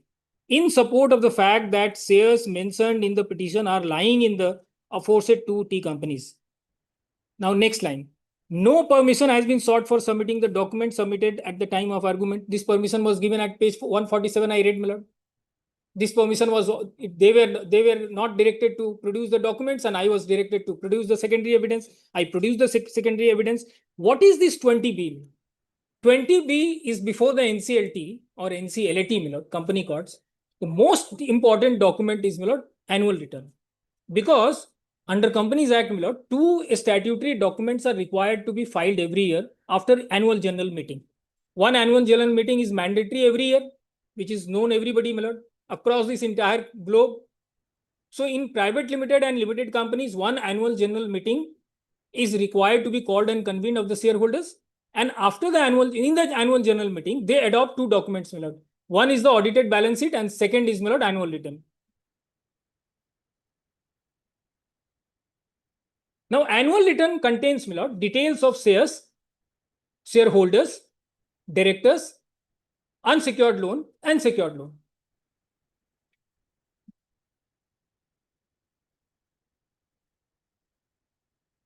Both the documents are, my lord, as per law. AGM is required to be called and convened strictly as per law by 30th of September. So in next 30 days, balance sheet is required to be filed, and in next 60 days, annual return is required to be filed. That is 20B. This 20B, Form 20B relates to what? Annual return. It is called annual return. It is having only 5 details, my lord.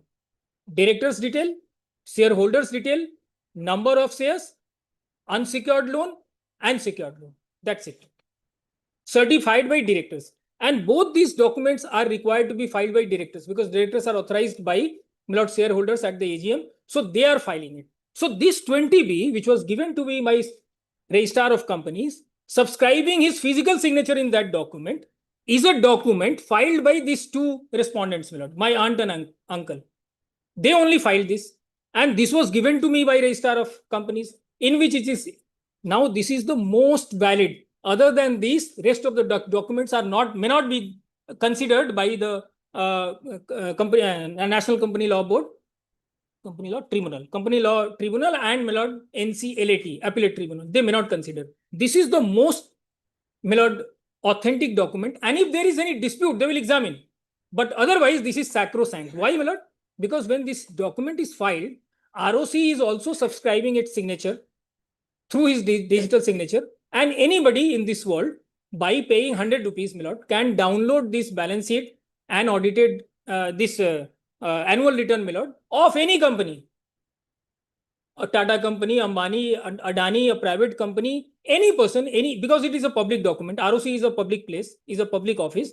These documents are available with ROC, which is a public office. So anybody in this country or outside the country can pay 100 rupees in the website and download the audited balance sheets and also this on annual return and can examine this. So I didn't do that. I didn't download and just went to the court and submitted. I applied to the learned ROC and requested him to issue me a certificate downloaded by him, signed by him also, by putting the physical signature and stamp. So this document was downloaded from the website by the ROC office. ROC subscribed a signature, physical signature, and put a stamp. And this was a secondary evidence and most important document in Companies Act, Milord, for the company courts. Now he says that no permission has sought, but you have given me permission at what 147, Milord, I have already shown. You have Permission to, file secondary evidence. Page 147, your lordship may come back. yes, I have gone. Yeah, 147 But if your lordship may come. The objection of the court is you produced it at the stage of argument. Yes. You have not produced it through a witness. You have Milord- not exhibited it. Milord, even if there is some substance into this allegation upon me, why did you not submit at the time of, after that order was passed, and why at the time of hearing? But that will not disentitle me, Milord, from this succession certificate, because I am a successor. Court is supposed to issue a succession certificate to me only, not to anybody else. In this entire world, only 5 persons were entitled for succession certificate. No, court was mainly concerned about the details of the shares. Yes. With regard to which you were seeking succession certificate. Yes. Court rejected the prayer because it was in a fix as to regarding which shares succession certificate is to be issued. Yes. That was the reasoning. Correct, Milord. Now let us go to my petition. In my petition, in the schedule, I have mentioned the shares and, Milord, unsecured loan. That was admitted by them. You have mentioned the numbers only. Yeah, numbers only. Because I don't have the share certificates. I could not have, even in the annual return, there are no numbers. Annual return, there are no numbers. In the annual return, only number of shares are stated against the name of the shareholder. The unsecured loan is stated against the name of the shareholder. Numbers are available in the register of members. Register of members are only with the company. It is not with the shareholders. Shareholders do not know. Only with the share certificate, one can know that what is the folio number in the register of member of the company. I will not know about others. Only about me, if I have a share certificate, I'll come to know that my folio number in the register of members is this, and my distinctive number of the shares are this. I will know only from the share certificates, and those are available only with the company and not with anybody else. Okay. Now, if I'm entitled, I have a query. Yes. Suppose a person has 100 shares. Yes. And succession is sought for 50 shares only. Yes. So is it sufficient to mention the number that these, with regard to these 50 shares? If the company is a party, here the company was a party, and both the directors who signed the annual return and balance sheet were the party, company can simply come and say that his shares are only 100, whereas he has claimed 200. And that can be disputed by filing the annual return. The company will file that this is my annual return. This is signed by. If they dispute, then they will have to go to NCLT. That is the problem. If I dispute that I have 200 shares, company says no, you have only 100 shares, not 200 shares, then this is a serious dispute. This dispute cannot be decided by succession court, not even by civil court, because the jurisdiction. No, if you have 100 shares. Yes. The deceased had 100 shares, and with regard to 50 only succession is sought for. So how to identify which 50? Okay. No, normally succession certificate cannot be allowed for only 50. because the court is not supposed to go into that. Certificate is what? Certificate is only an acknowledgement of me being a successor, no more than that. Now the court, even after I just explain this a little further, even after procuring a succession certificate, if I go to the company now, because they are from the family members, that is why they were parties in this case. Let us examine a case in Tata Steel Limited. Suppose I am holding 100 shares of Tata Steel Company. Yes. And I go to the succession court and I do not make them party. Are they necessary party into this? No, because they are holding so many. I mean, they are having so many shareholders. If everybody goes to the succession court for a succession certificate and make them party, they will go mad. They cannot appear in all the courts. They have thousands of shareholders across this. No, that was not my query. Yes. My query was, is there any necessity of identifying the shares? No, not required. Or not whether by numbers, I have quantity is to be identified? No, not required. Because if I have the succession certificate, I can normally succession certificate is not required. I have an order of Honorable NCLT. I'll just refer. NCLT, kindly come to NCLT order. See my dilemma. This court says that you have not produced your certificate, so you will not be issued succession certificate. What the NCLT has to say, kindly come to that. That's very interesting reading. Where is that? हम लोग order कहाँ है?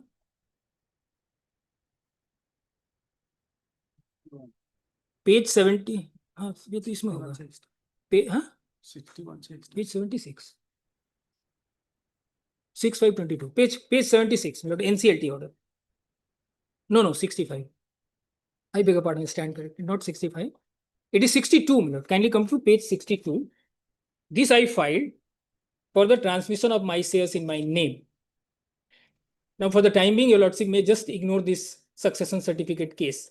Come to this. Here I went to company court and sought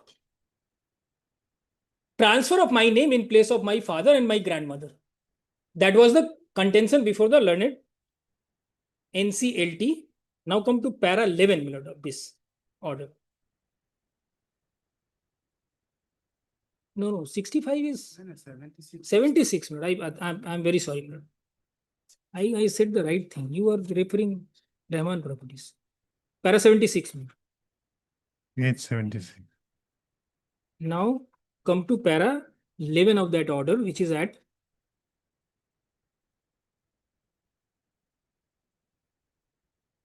94, page number 94.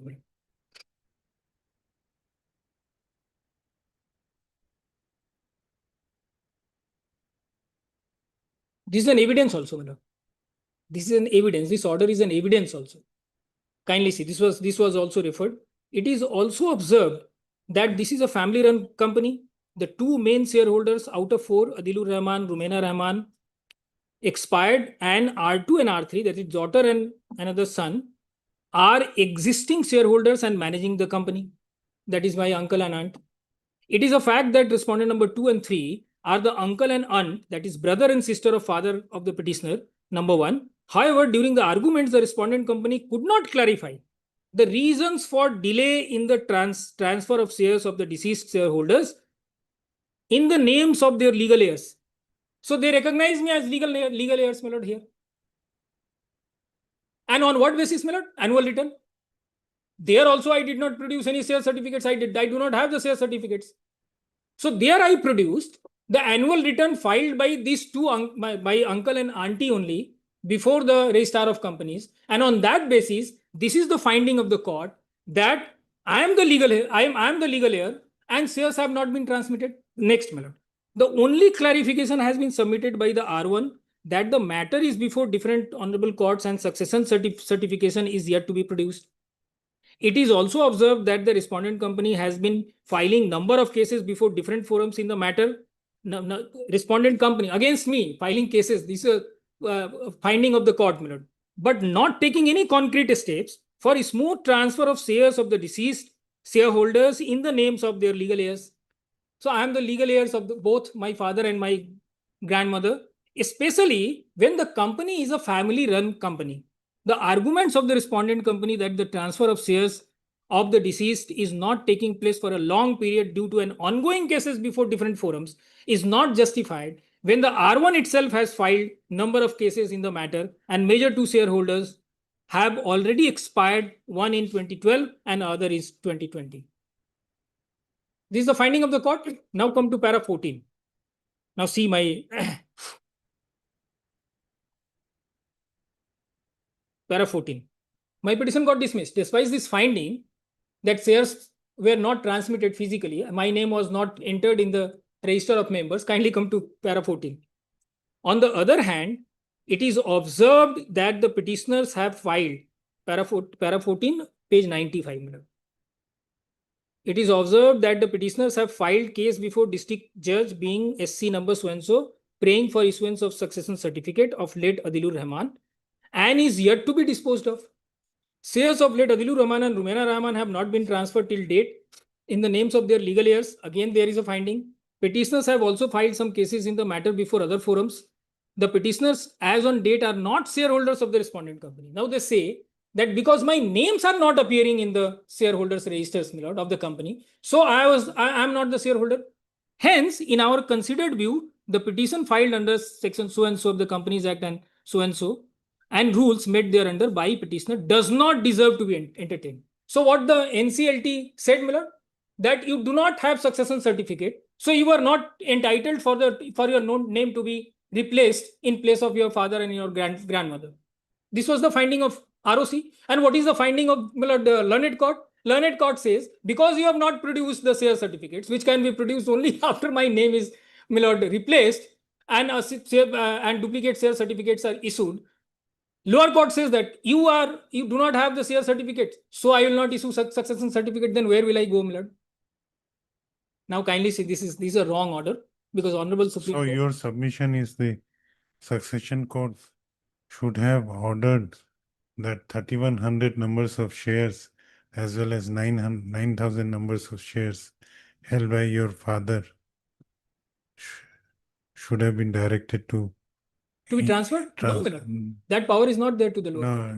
In respect of those 3,100 and 9,000, succession Yes, certificate yes, that's it. could have been issued That's it. without specifying any distinctive number. No, not required.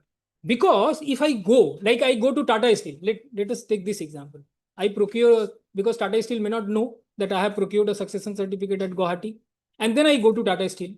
Now, suppose I have mentioned something wrong in that, in my petition, an order has been passed accordingly.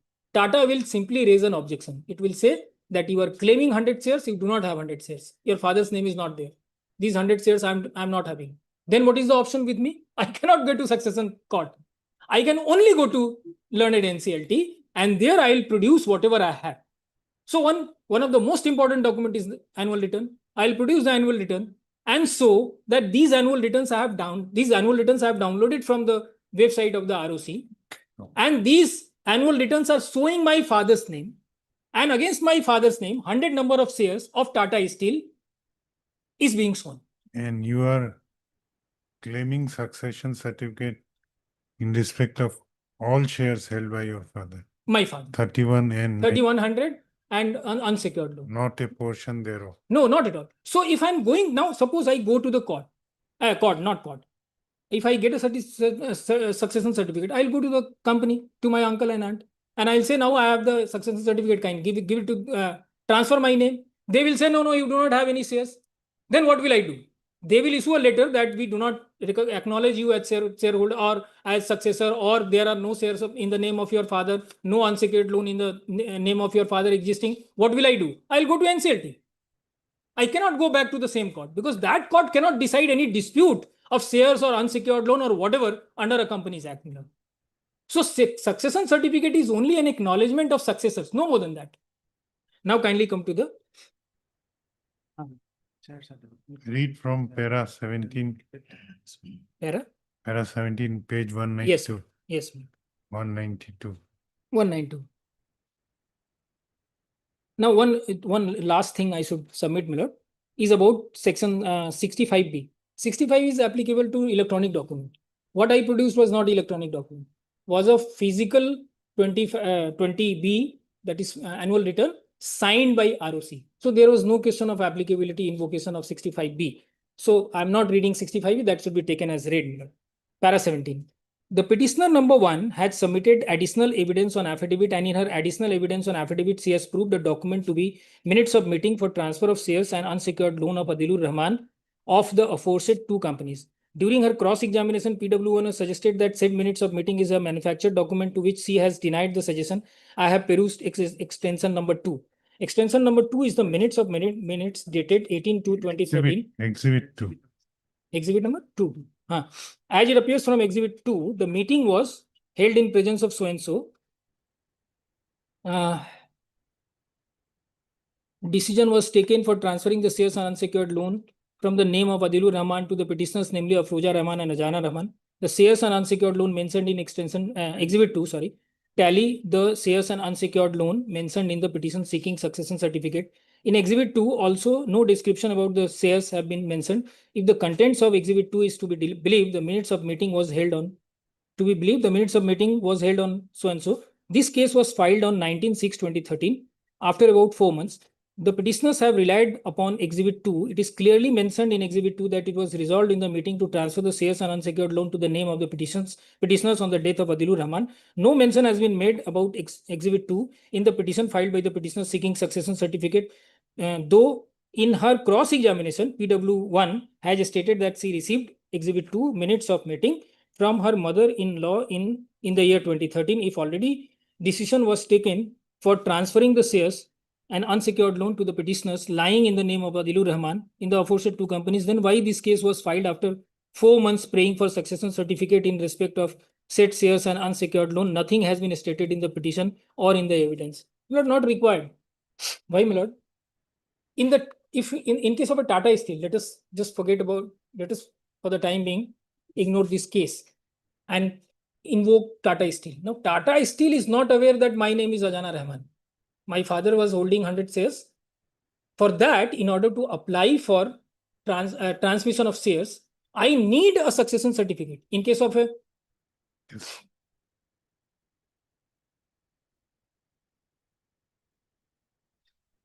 तुम इसका order निकालो ना, NCLT का order लगा है उसमें? Yes. NCLT का order नहीं आता, देख लो।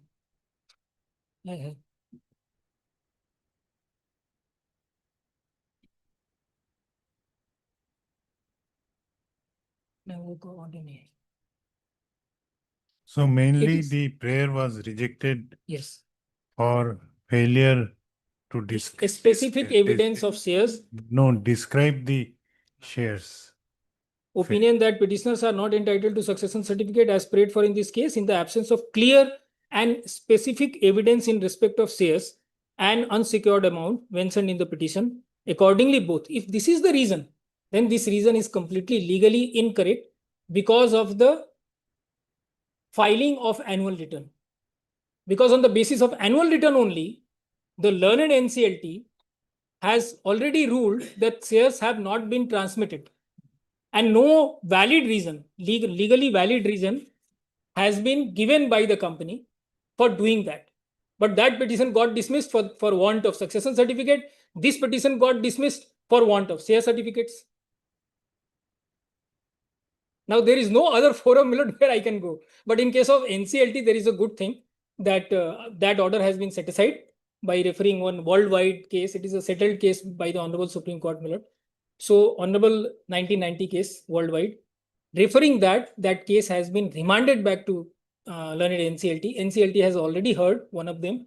Today was another, but because of some holiday. What was the direction? The direction was learned NCLT has original jurisdiction. It does not require succession certificate. So it has to go by the. So before NCLT, you have gone to pray for transfer of shares. Transmission of shares, yes. Transmission. Yes, it is transmission. It has already happened. My name is to be replaced in place of my father and my grandfather. Where, in the registrars of company or where? No, in the register of members, which is available with the company. Okay. So in learned Honorable NCLT has directed NCLT that you have original jurisdiction to examine all contentious issues. You do not require a succession certificate. Then this case is futile. Which case, my lord? This, No, succession, the basis on which it is rejected is incorrect. okay. Because Okay. 19 says, only 19, para 19, I will not, and conclude with this. This case, in the absence of clear and specific evidence in respect of shares and unsecured amount mentioned in the petition, it is because of that. In absence of Learned court says, clear and specific evidence. yes, So it is doubting whether it is those, doubting whether I have clear no, whether those shares exist on, or not, but in Whether- learned NCLT says that exists. whether your father had those shares. or Correct. not. It is the doubt of the court, despite the fact the NCLT has already passed an order. And it dismissed on the ground of no succession certificate, which I could get only from them. Now, see the situation, my lord. I filed in 2013. And because of this no succession certificate, Whether the respondents anywhere have admitted that your father was possessing, having 3,100 and 9,000 shares. let us go back to my lord their affidavit, because that is the only document. Objection, that is page 56. 86, 56. 56, 56.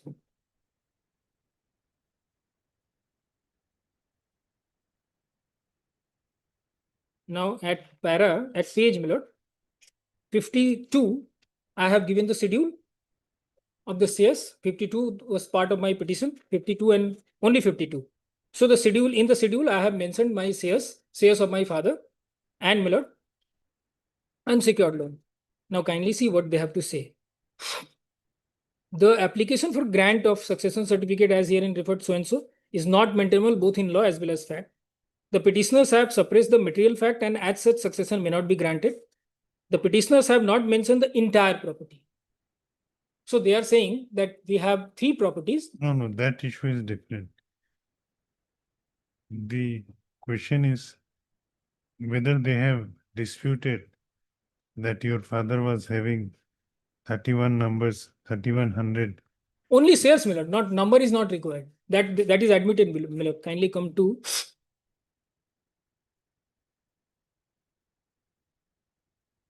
statement 1 to 3, admitted, Miller. Para 6. Para 5 and para 6, the statement made at para 4 are incorrect. As such, the same are denied. And why denied? I'll read that.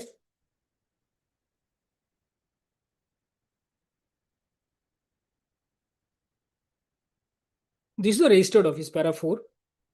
Now, para 6, what they say, M by S Rahman property situated in so and so. No, sorry. There are altogether 3 business establishment of the parties to the proceeding, and the same are as follows. So they are mentioning the properties, 3 companies. Next, that the aforementioned business establishment are joint properties of the parties to the proceeding, and as such, each and every members of the family, other than petitioner number 2, are the equal owners of the properties. The petitioner number 2, being the daughter of petitioner number 1, shall be entitled to have share in the property through petitioner number 1 only. The opposite party number 1 is the mother, opposite party number 2 is the sister, and opposite party number 3 is the brother of the deceased late Adilur Rahman. That although the aforesaid joint businesses have been running in different name and style of companies, and the family members have been allotted shares. Now, these are the allotted shares. Family members, only 5 family members have been allotted, not 3 members, 4 members in the business, but the fact remains the parties to the proceeding other than petition number 2 are the joint and equal. So shares were allotted in the name of 4, that is my father, my grandmother, in the name of my uncle, in the name of my auntie, that is my bua. So shares were allotted, but those shares were allotted only for the purpose, absolutely absurd argument, only for the purpose in income tax and not for any other purpose. Otherwise, all 4 were entitled to equal shares. So shares are there. Shares were allotted, whether they should hold equal shares, all the 4, in all the 3 companies. It's a matter to be decided by NCLT or maybe lower court, because they have filed a petition before the lower court also, 305 title suit. So lower court will decide or NCLT will decide. But you are admitting the shares were allotted. And allotted to whom? These 4 only. My grandmother, my father, my uncle, and my aunt. But they say that was only for the income tax purpose. So this is an admitted position.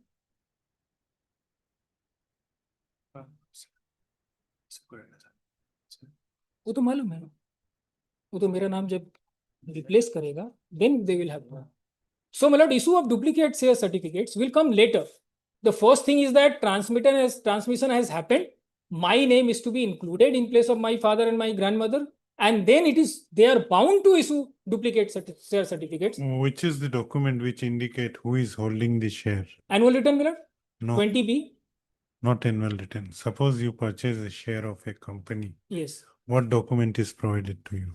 Look, these days, people are not holding in the limited companies, they are not holding share certificates, physical share certificates. Suppose you have to assert somewhere that I hold 100 shares of a company. Yes. What document you will? Now, if I am the shareholder Yes. and I have been issued a share certificate, then So- I'll go and show the share So certificate. share certificate is the Is not the only document. It is one of the primary documents that yes, I am holding a shares. Then people are holding shares in depositories. But you are asserting that your father held 3100 numbers of Correct. share on the basis of annual. That is in the annual return. It is written in the annual return specifically that he is holding 31. Their numbers are also stated. My grandmother's number of shares are stated. Separate numbers. Yes, my lord, separately. Because names of shareholders and addresses are there. And- Thereafter, the number of shares held by them, And it is you- there in the annual return. You are claiming succession certificate only in respect of shares held by your father. My father Okay. only. Yes, Mr. Day. My lord, just to clarify, my lord, that Form 20B certificate is not a part of this record. It was perhaps, my lord, going by the statement in page 191, it may be in the lower court record, my lord. We have not even seen that copy. No, one query, let me pose it Yes. before you. Yes. Suppose the petitioner is claiming that her father was holding 9,000 numbers of shares in a particular company, and in respect of those 9,000, I am seeking succession certificate. Yes. And that is not contradicted by the other side, that the father was holding 9,000 numbers of shares. Is it necessary to identify each and every Yes. share Yes. with Yes. Yes. why? My lord, if I may just begin with this dispute regarding shares. Yes. From their own documents. So a lot is happening with a lot of allegations and counter allegations. And amidst all of this dispute as to who is entitled to how many shares. Ultimately, in this case, the Court of Learned District Judge rejected the prayer for grant of succession certificate only on the basis Because that of lack of particulars. yes, Lack of particulars, vagueness. They just filed they an just failed to identify Yes. which 9,000, Yes. which 3,100. Yes. Now, Manoj, they just simply file an application saying that my predecessor was entitled to 3,100 shares in a particular company, 9,000 in the other. There is so much of an unsecured loan, and we are entitled to a succession certificate. Now, Manoj, page 63 for a moment.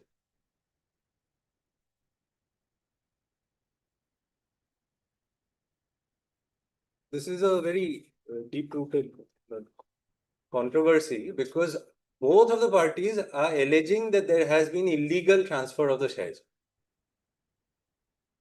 Now, this is the NCLT order passed in the application filed by my client For alleging that there has been a illegal transfer of shares. Page 63 for a moment. yes, Paragraph 2.3. yes. In the last part of December 2014, the petitioner came to know through some reliable sources that without her knowledge and consent, her shares in Rahman Properties during the year 2012 were illegally transferred into the name of respondent number 2 and 3, purportedly to be claimed on 7/1/2012 and Whose shares? Whose shares? my shares. My This is means Romena, no, Nilufar. Nilofer. Not in these two companies. I'll come. It is in some other company. Okay. That is Rahman properties, not The in these two. petitioner, being surprised of the said unwarranted facts, by a letter dated so and so, made request to the respondent to retransfer the same in her name, as the petitioner did not take the matter of unauthorized transfer of shares by the respondent number 2 by falsification of her signature thereon, and the petitioner offered to settle the matter amicably to avoid serious consequences of offense upon her own relatives. The petitioner in the said letter detailed the number of shares illegally transferred by the respondent 2 and 3 in their names to be so and so and so and so respectively. Now, if your lordship has page 81.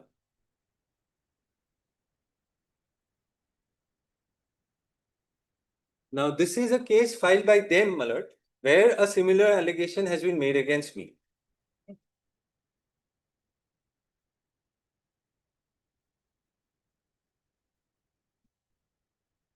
Yes.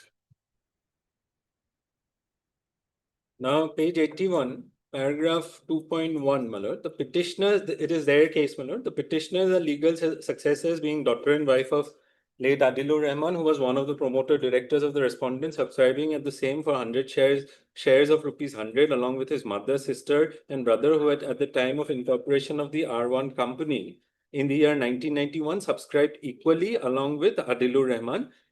The respondent company, being a family company, allotted majority shares only in the name of the mother, Rumena, during the initial years, with the understanding to divide shares equally in future among the two brothers and one sister. As per the annual return for so and so, the shareholding of the R1 company was as follows. Now, 2.3, my lord, it appears that 20,350 shares of late Rumena Rahman got transferred illegally in the name of Nilufar in the financial year 2015-16 without the knowledge of the petitioner, inasmuch as no shares could have been retransferred to Mrs. Nilufar Rahman once the same got transferred irrevocably in the name of Adilur Rahman, P1 by deed of assignment on due consideration for such transfers. Further, 5,100 shares of late Rumena Rahman were allotted in the financial year 2015-16 after increasing the authorized share capital of the R1 company illegally without the knowledge of the petitioner, and appears to have been issued by the respondent after demise of the father of the P1, late Adilur Rahman, to create further impediment to the transmission of shares of the R1 company and another tea company, Tezalpatti, in the name of the petitioners by the respondent with malafide intention. Now, page 95, Lord.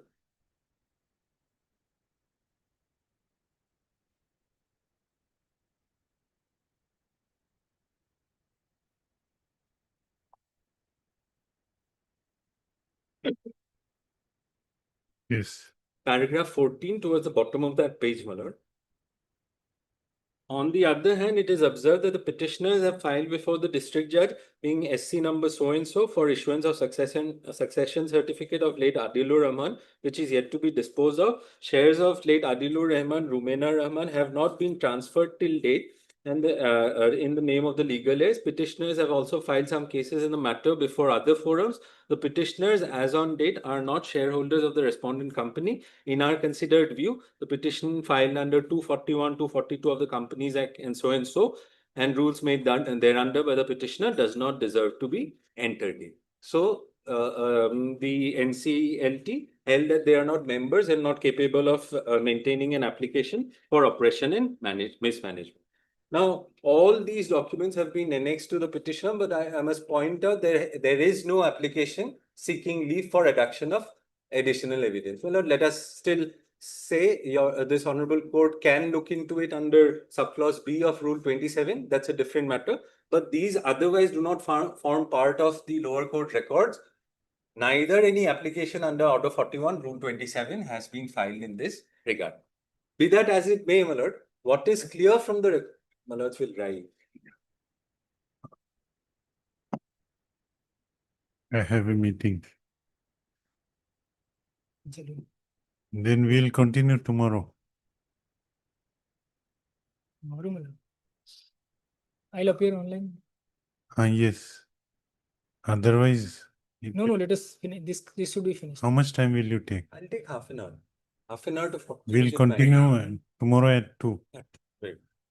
But may I just give this copy that was filed before the learned court, certified by ROC? This was This is 20B that was filed. in which Atikur Rahman, my shares are all mentioned. This is 20B actually, which is available on the website of ROC. How does no tax? Okay. Under order 41 rule 27B, Yes, that's what I said. which documents, which evidence court can take into consider? No, that also depends on whether they want to, if they want to invoke 21B or 27B also, then also it has to come by way of an Application. evidence on affidavit, at least exhibiting it. Whether I can take into consideration this document, which was, My lord will consider that tomorrow. Your lordship will not say anything. okay, heard. This is item number? Heard, Mr. I forgot your name. Akhilesh Srivastava. Mr. A.K. Srivastava, the learned counsel for the appellant. Also heard Mr. B.D. Dekha, the learned counsel for the respondent. Though the hearing was substantially done, however, it could not be concluded today. Hence, let this matter be Can listed. it be 27th on the day after, since my friend will appear online? Okay. On 27th. Second half. 27th of August at 2 p.m. as part-heard matters. Right. Great. Yes. My lord, I'm making a mention for item number 11, my lord. Can it be taken up on 27th, my lord? It'll be a short matter, my lord. It's just the MLC appeal of 2019. Item 27 number, will be having other matters. And the item number 90 may be fixed on 27. item number 11, my lord.